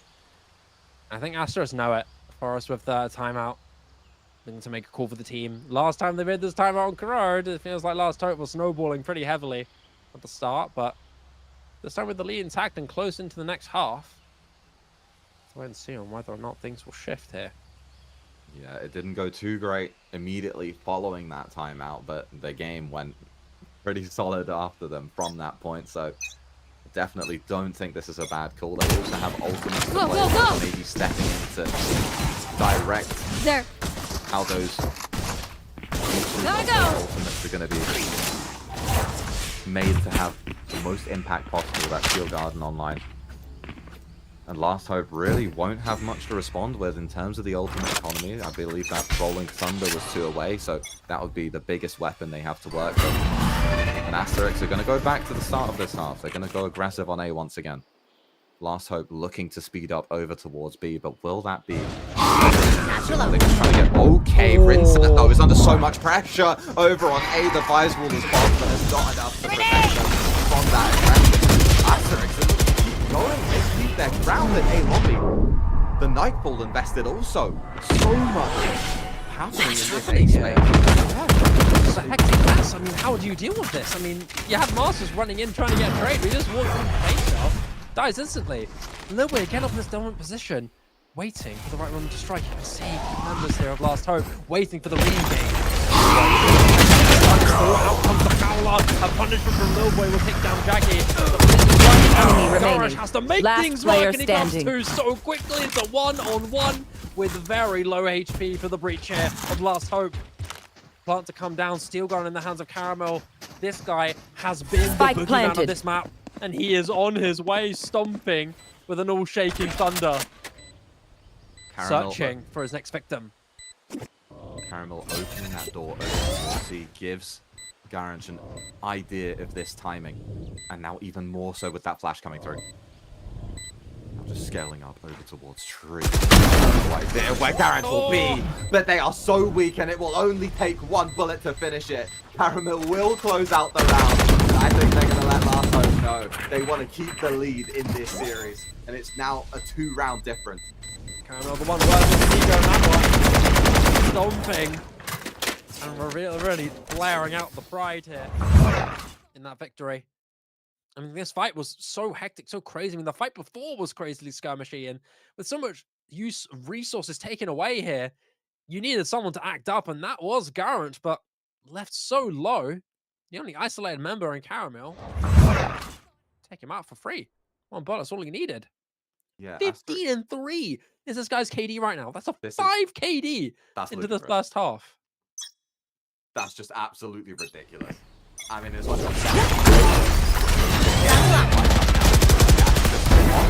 the way there's so much, but the opposing goal was taken out of the picture, and Asterisk once again finding success in the 8-8. This guy's this mask guy, he's a bit of a nade magnet, bro. That's the second time in a row that we've seen him walk into paint shells. And unfortunately, that'd be the thing that makes him fall. Rinsat will go down to Lil Boy courtesy of that judge, and that's a lot of pressure now, locked down, close quarters. Surely Garage doesn't even think about keeping this, right? Smoke dissipating, maybe able to use some Muto. That jump shot 1 enemy remaining. The pressure out. Down A. Lil Boy with not an Flawless. ounce of fear against two rifles. Flawless coming out there from Asterisk. As the teabag as well. These guys are happy to run their mouths in game. Hey, this is just incredible. Yeah, absolutely is. Last Hope are putting so much into contesting this A space that they lose all of their presence on the rest of the There has been no lurks on C or B in these past 2 rounds for the attack, and that hasn't really been their downfall in that previous round, but potentially the one before and in the future. They have no information for Asterisk. That can really come back to bite them. Now it's just going to be the Vise of Caramel on this A side. That doesn't really mean anything in this game. This guy has a 5 KD. That will be taken down by Yash. Steel Garden eliminated now, as the From the Shadows is going to be utilized to get that rotate in just a little bit quicker. Lavish into Risen though, 1v1. Down, Mars with another one onto Lil Spike Boy. planted. That Steel Garden is going. Here we go! Another battle coming through. The reach here, prepared. 1 member down. Asterisk need to end up here. And will indeed be the one to do so. Mask attempting to go in and grab 1. 5 bullets on that land. Last player standing. Yeah, long distance. 1 enemy remaining. Fire out onto Garage. And it's just Kibo with this Rolling Thunder to force back 1. Not a lot of time left. and he's not familiar with Jackie's position. It's the skies to south, which serves him on a silver platter for Jackie to run up just nicely. Half is in, but that's all it's going to be. The 4th round here for last time. Jackie just playing like a genius at the end of that round. That reposition was so fast that it's just almost completely unpredictable. Running straight, even before that rolling thunder came through, Jackie almost looked like they were going to save, but running straight through stairs all the way around to drop. That spike plant was in a great position to just have so many options and be a confusing factor in that round. There was a lot of confusion going into the series, honestly. I mean, there was so much hectic going through the map. Oh, doesn't seem like it's going to change much. Face your fear! Punished quickly from Rinsat. As the Nightfall going out onto A. From one in Rinsat, who was leveled onto Yash. That's a big taken away. That's one of the big Spike planted. tools out. As the spike is down, it's a 4-on-3. But not really the best util to use for a retake here. And so it might be a call for a save. Rinsat getting 2 there and the attacking spawn is just job way more than done. An incredible impact in this round to set up Last Hope for a very good post plant. It's a 1-for-1 over towards Stairs, but time just keeps ticking down as a fault line comes through once again to stall, and it seems like the last 2 members of Asterisk are just going to opt to keep their guns. Yeah. Oh, Caramel. Such a cool quantum mask.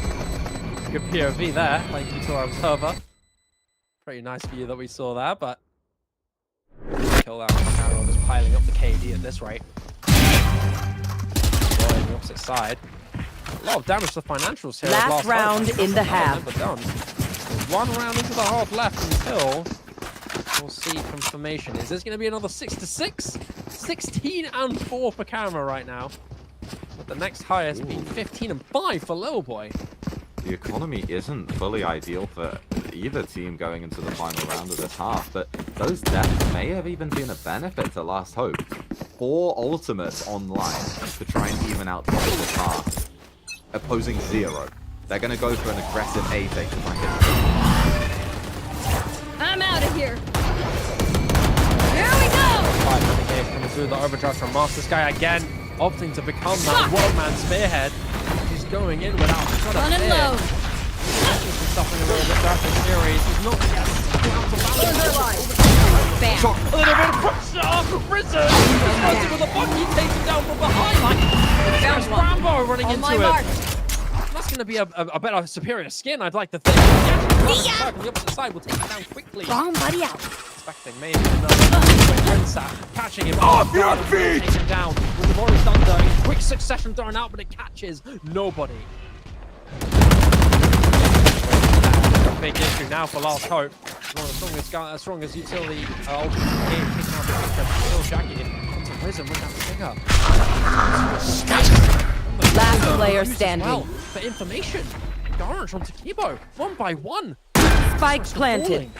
Last to look in this round. It's all up to Caramel, who has been the final boss of this map so far. Looking to secure with only a single Arc Rose in it. Thorns activated. Spotted in the corner. Just a little bit of focus there, and that's enough. 6 to 6 in the first half, Nebula. I mean, what do we do with this? These guys still Switching sides. Still such a close map. I wonder if this Come on! Get me in the line of fire. I have no idea what I just witnessed. That round was insane. Some of those just really quick repositions, or, I mean, sometimes you could label them over-aggressions, found such great moments in that round and changed the course of it several times. 3 rounds at the end of that half for Last Hope. That is a great recovery for them on their attack. Something where you don't really want to have a negative round count going into your defense, so there's definitely a much better outcome than it could have been for them. I have to see. This is next half. It really matters here. How do things change? 6 to 6. It's do or die now here for Last Hope. You do not want to go down. Bring them down. You want nothing more than to tell map 3 and go into Haven, a much more even grounded map for both teams. But Yash has been on an absolute tear in this series, and he's looking to continue that blow into killing the reigning champions of this tournament. It's up to the second half. There seems to be a bit of a split into C site here. Oh my! Spike Lavish, just down, with the B. solo hold in the smoke! You are never supposed to find two in that situation. But that's such a bizarre position to be in. Hardly anyone would expect that Caramel, looking to return to heroics on the other side of the map, will find the first, but won't find the second headshot. Now Asterisk have such little to work with as a 2v4, and both of their players are in B main. Smelling blood in the water. That last hope still in the driver's seat. Keep seeing above the share. Double swing out. Seems like B is going to be the choice here. Last player Not a standing. lot of time left here. Lavish with another one. Yash is left. And so is just Kibo. It will be this time last hope to win the pistol. I mean, what on earth? What's happening? You have to feel like wrong. You have to. Rather than lose that kind of round. Not only was Lavish they were pitching in the smoke on top of the ship. Yeah. I don't know. Sometimes you have to go the unconventional route to just catch people off unexpected. Sometimes you have to do the play that doesn't make sense because you're gonna get away with it in some of those moments. And that's what Lavish did, just taking advantage of that. And Last Hope now have a second pistol. And they took down two of the strongest initiation tools on the team as well. That was a huge, huge 2 kills there from Lavish to early start this, to kickstart the win there. So Asterisk are really needing to change the tides of this one. Wants the paint shell to clear off at least one of the thorns. The second one not really. Soul Satchel's in the full line as well. Absolutely. Corrode really thrown against his own teammate, and so Rinsat will punish. Without, there's more to come. Great headshot on Caramel to try and give them some room in this post plant, but they're just all One enemy remaining. Coming Spike planted. Last Hope looking to just cleanly convert that and they will lose 2 members, but that defuse will come through. Yeah, good start. I mean, you notice how many moments where you saw a chance of a fight, but the engage on the Neon was not really able to, the engage on the race, sorry, from Yash was not really able to be made the most of from the poison, the fault line. Save the day. Not touched well by his own teammate. It was a bit awkward, but no, that was superior weaponry regardless of that, right? So 3 members still alive there with really solid guns there. Double kill on the Bulldog was going to really help as well. So there's another 8th round there from Last Hope. If they keep this momentum going, we could be seeing map 3. 100%. And when 5 you rounds play in a row. when you play as Patience as Rinsat did on that C site, once your first piece of utility is broken, which in that case was the Thorns, you're able to give an idea or at least a warning signal to the rest of your teammates of where the attack could be headed to, where they're looking. Where are you? That just was able to give more than enough time for those rotations to come through. Last Hope able to just deny any extremities. It's able to completely Asterisk ready for this swing. They are 100%, but so is Rinsat. Blindly finding 2 quick headshots. Little boy shuts them down eventually. One in the favor of Asterisk. But it's just evened out. Every time these guys get an advantage, it's shut down so quickly afterwards. There's only 2 kills from Rinsat, need to be paid off from the remaining 3 members here of Last Hope. Asterisk are looking once again to go for the C site. Yash and friends with really strong engaged tools. Paranoia thrown out as well to confirm the site. Plant going to be soon to be down as well. Up to Garage to have something with the Spectre. Spike planted.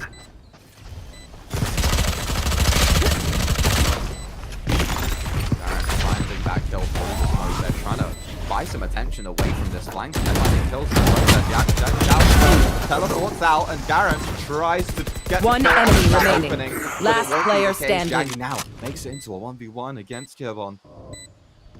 Rifle against rifle. Patience, there's no noise made. Kirbon now has sightline up the spike once again. Questions of where this omen would be, and now they have every piece of information in the world getting found out through that smoke. Deep out. The timing is weird, but they're just dancing around the smoke. Kirbon will close it out as the time was so low. And Asterisk will keep that round in their hands, but maybe a bit too close for a bonus. Yeah, way too close for comfort. That was not an ideal situation there from Asterisk. A bit sloppy work, especially as they were going into the engage. It was almost free for them to continue the round, but they got a little bit into those fights and they kind of walked into some utility to fall so early. So it was up to Kibo to try and hold the fort, and thank goodness that the spam didn't land, because knowing how Valorant spam works, that never happens to me. That lucky. Thankfully for him, he was able to survive and get away with it, but who knows what could have happened in that situation. So Asterisk need to lock themselves into this. They need to try and convert. Off your feet! Precision kill. Yeah, so quick to get two. Quick to trade off by Jaggy. That Rolling Thunder was the perfect response for what Last Hope were trying to do in that round. The first time where they're trying to aggress really deep onto A, but that's the exact round where Asterisk are going for an A retake. A beautiful read from them. Are they able to close it out though? It's a 4v3 in their favor.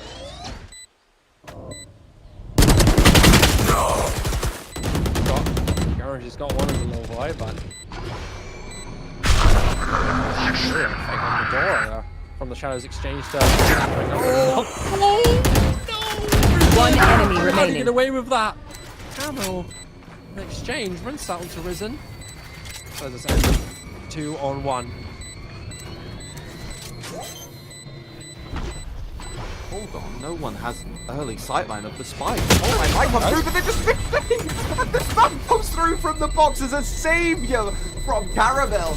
That was so dangerous, and it never should have been. Calm the hell down, Asterisk. You still got to worry about the spike. Maybe a little bit too calm now that I think about it. I mean,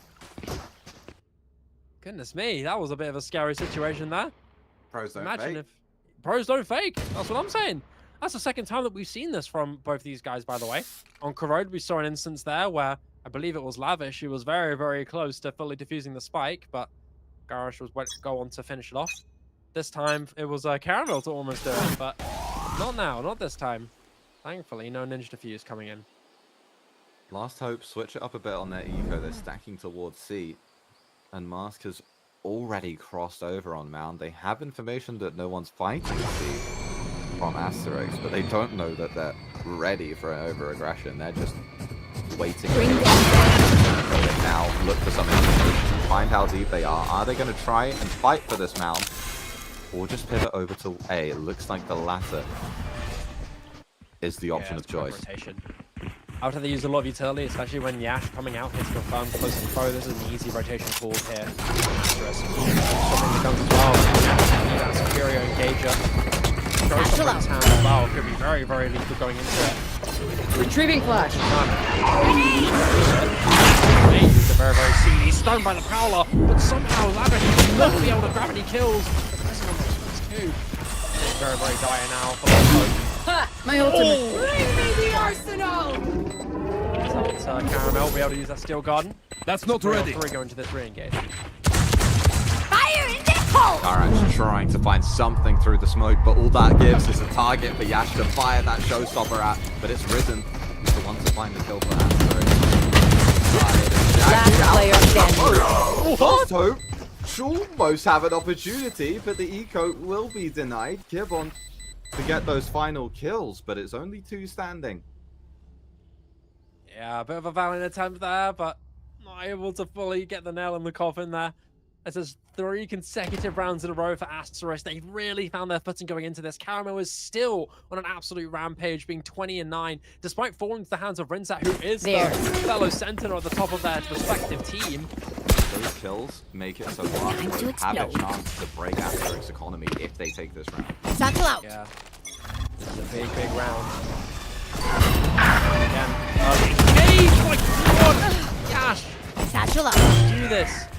Lost Hope falling to pieces. They can't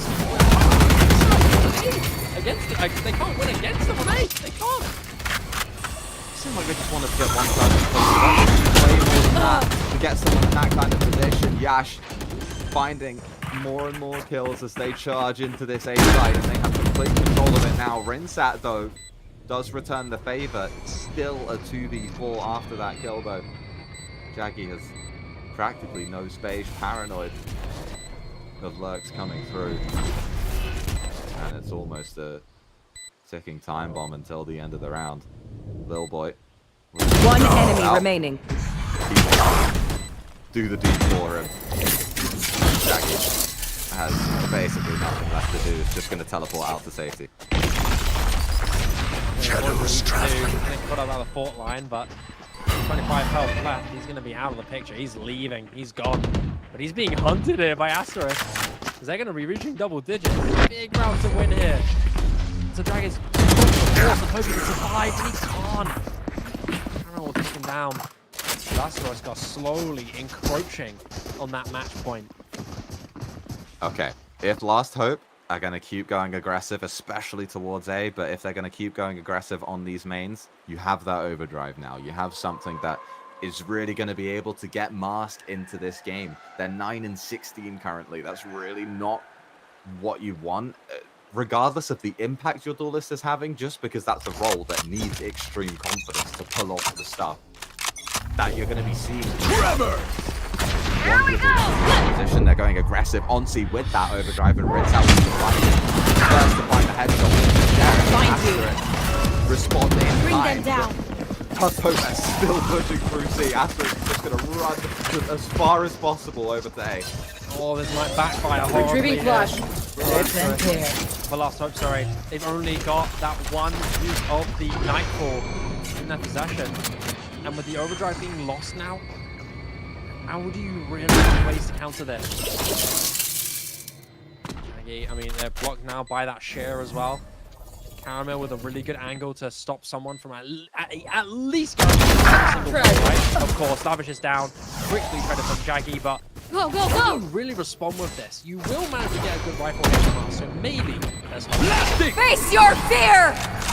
Absolutely fast and over aggression if you're going to keep Right there. This round, and it looks like Last Hope going to be going for exactly that. Yash looking in the right place, but maybe the wrong angle. Both One enemy remaining. still going for it. Yash finds the burst with an outlaw and Asterisk. Clean house. There's 3 standing as they move to 11. This map is starting to get really out of hand.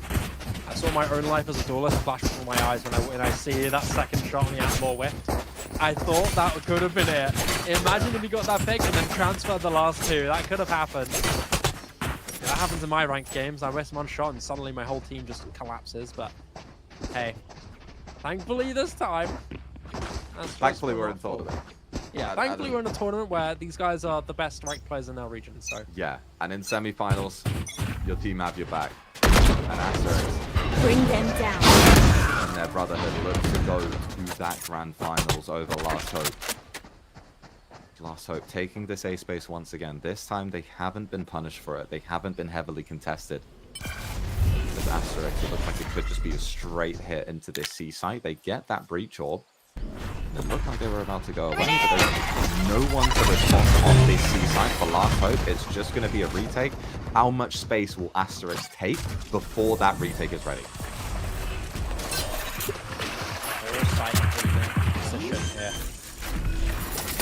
Win this and you'll get yourself well. Planted. My History might ult's ready. repeat itself again. Oh, look at his country main.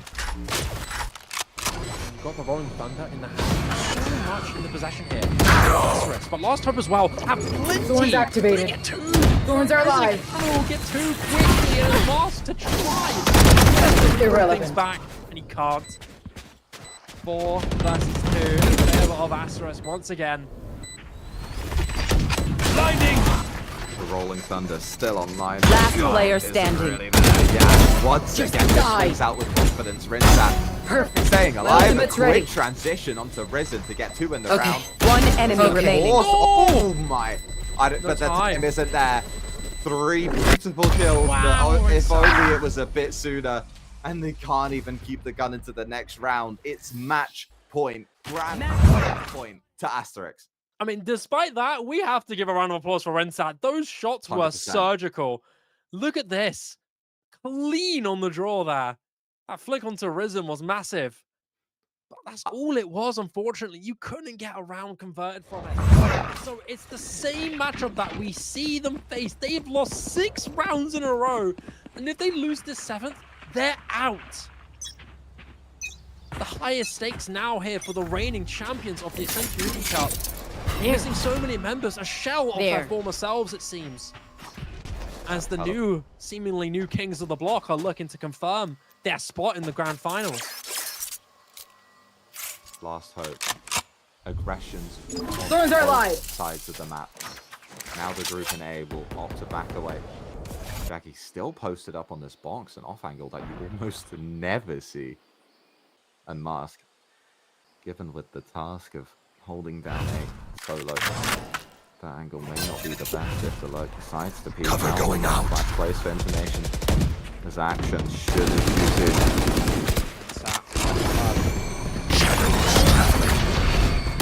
Just those two members alone here. Jaggy will get away with his life. Got a little bit rocky. He's going to stay in this little rat spot, but I think Lil Boy is very trivial, but he's not going to be trying to risk it. Caramel and Moss will make contact with two. This might be the killing blow. Hookline and Sinker. It's been fallen for from the shadows used as well to confirm the rotation. 30 seconds left. It's just Garish on his own. And he's awaiting for some contact to be made, and he will grab Risen. Even out the numbers, Rolling Thunder in his hands as well. Steel Garden and Rolling Thunder from both sides. Whoever uses these superiorly, it will be the win. And it's desperate here for Last Hope. Steel Garden used early to stop the engage. We still have the Steel Garden on the other side. How does it go? How will this pay through? Last player standing. Will continue to be the boogeyman as it's just Jackie alone, waiting to accept his fate. As Caramel might end this series off with an ace. Not only being a massively impactful spearhead to this push, but will be having his ace stolen. That's one way. Of that, the man to really give kudos to for winning this series for Asterisk. As Last Hope, the reigning champions of the Ascent Community Cup, are gone. Long live the new kings here. Assuming Asterisk will make it through and win the grand final, it is an excellent bring themselves here to guarantee top 2. One more match for Last Hope, or for Asterisk, to claim their potential new crown on Sunday in that grand final. And such a fitting way to close out that series, with Caramel having such an amazing round in what was a insane map individually for that Vise. It's revenge. It's revenge as Absolutely. well. Caramel Absolutely. being the former player for the ROG Academy team, which were the semifinals team to have gotten destroyed by Last Hope last time, being now able to not only deliver the victory, but deliver it himself firsthand is exactly what he wanted, right? And with that, that's grand finals guaranteed. With Last Hope gone. Yeah. And it was a fashion that it didn't just feel like a one-man army, right? It was 100% a standout performance, but it didn't feel like Caramel was the only one on that Lotus to be delivering, which is exactly the form you want to see from a team who needs to take that final step to just confirm that last hurdle, to take that first place. Yeah. I mean, you see a few instances of highlights here. We have to also give big shout outs to some of the individuals of Last Hope, particularly in Rensat, who was really, really clutch in certain moments, just not able to really convert the rounds when it mattered here. But we have to give big thanks to Lil Boy and Caramel, who I think were the two main people to really give credit for. Obviously, we've talked many praises about Caramel as a player, but Lil Boy was really, really solid. Yash was a really great engaged player who just did excellent work in opening up the space. Even if sometimes he was playing with reckless abandon, he had the confidence to do it regardless, and his team had his back afterwards. And it was just superior here from Asterisk. The big collective, like, mega team in this scene with their top of the line roster, their cream of the crop, taking down former champions of this event. It's perfect, especially coming from a player like Caramel, who was a superstar player for the ROG Academy team, now coming out to take down Last Hope, the ones who demolished his team last time. It's good to see him getting that sweet, sweet, cold-served revenge, as now he is in the one with the grand final spot to maybe get the win back. And it feels amazing to have evolutions as a player like that, right? And Yash, as you said, a name that still has to be mentioned with how the course of this series went. A great performance in map 1, and that didn't necessarily let up in map 2 either. It was just even more players from Asterisk stepping up around them to create a 2-0. And yeah, also commiserations to Last Hope. Obviously, they would have wanted to defend that trophy, but definitely not the worst way you could have gone out. Yeah, we'll soon start transitioning to our leaderboard to get a full grip of the stats here to fully get a tell on exactly how these players were. I mean, I'm curious on seeing the final KD from Caramel because I have a feeling that it was really really high, especially because he almost got an ace towards the very end. I know that Lil Boy was also really really high on that placement as well. He was 15-5, I think, in around like I believe it was like 8 or 9-7 or something like that at the time. So he was also very, very high. This clutch, particularly that we see in the highlight here, was really, really strong from him too. I think one thing that I always find so exciting about the Ascend Community Cup tournaments matches is that there's so much individual stardom, so much individual firepower that we see on display from these teams, and it's always super exciting to see. But I we'll think have to wait.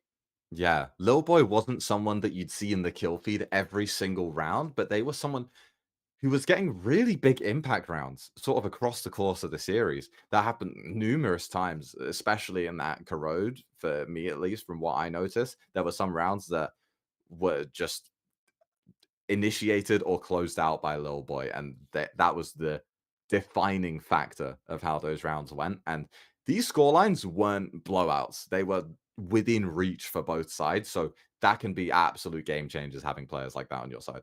I mean, the first half for both maps were 6-6, neck and neck, both Yeah. times. It was very, very close, right? And I think that makes things a bigger realm of possibility. But it feels like during those second rounds when the halves switch, it always felt like Astros were a little bit further ahead every single time. And that's what really stung, right? You always see the potential to be like, oh, we're so close. We can so definitely win this. And then it just slips away towards the latter half. It just always stings when you lose in that fashion, right?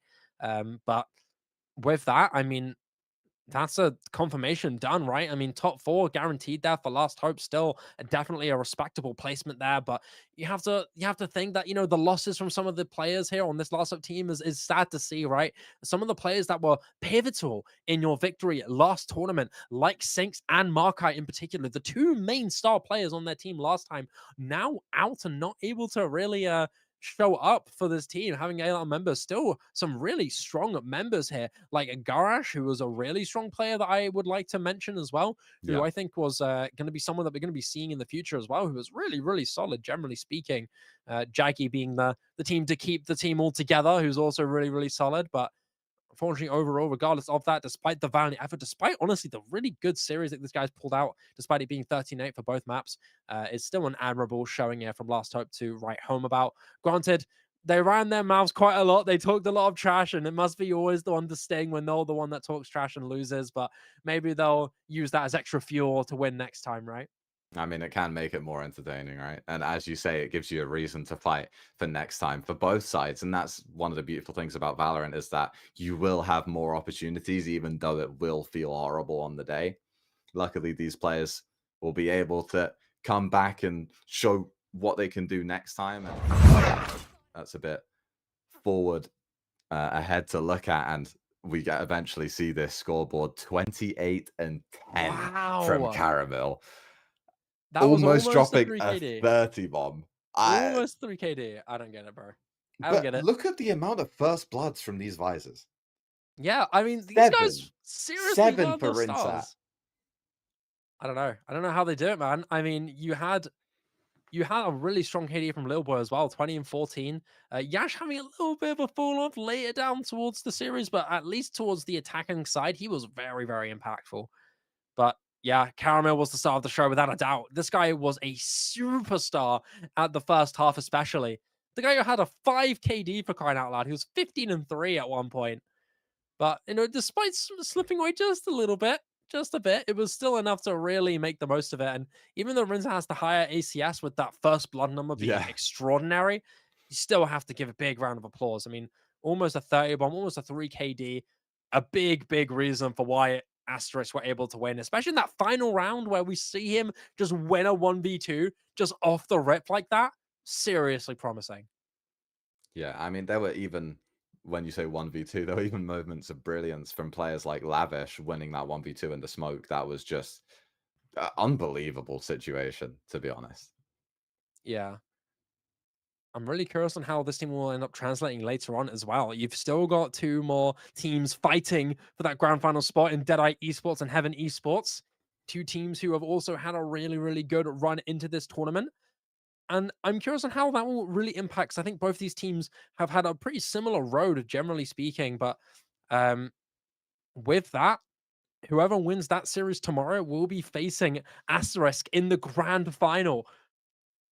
And so I'm really curious on how that will turn out.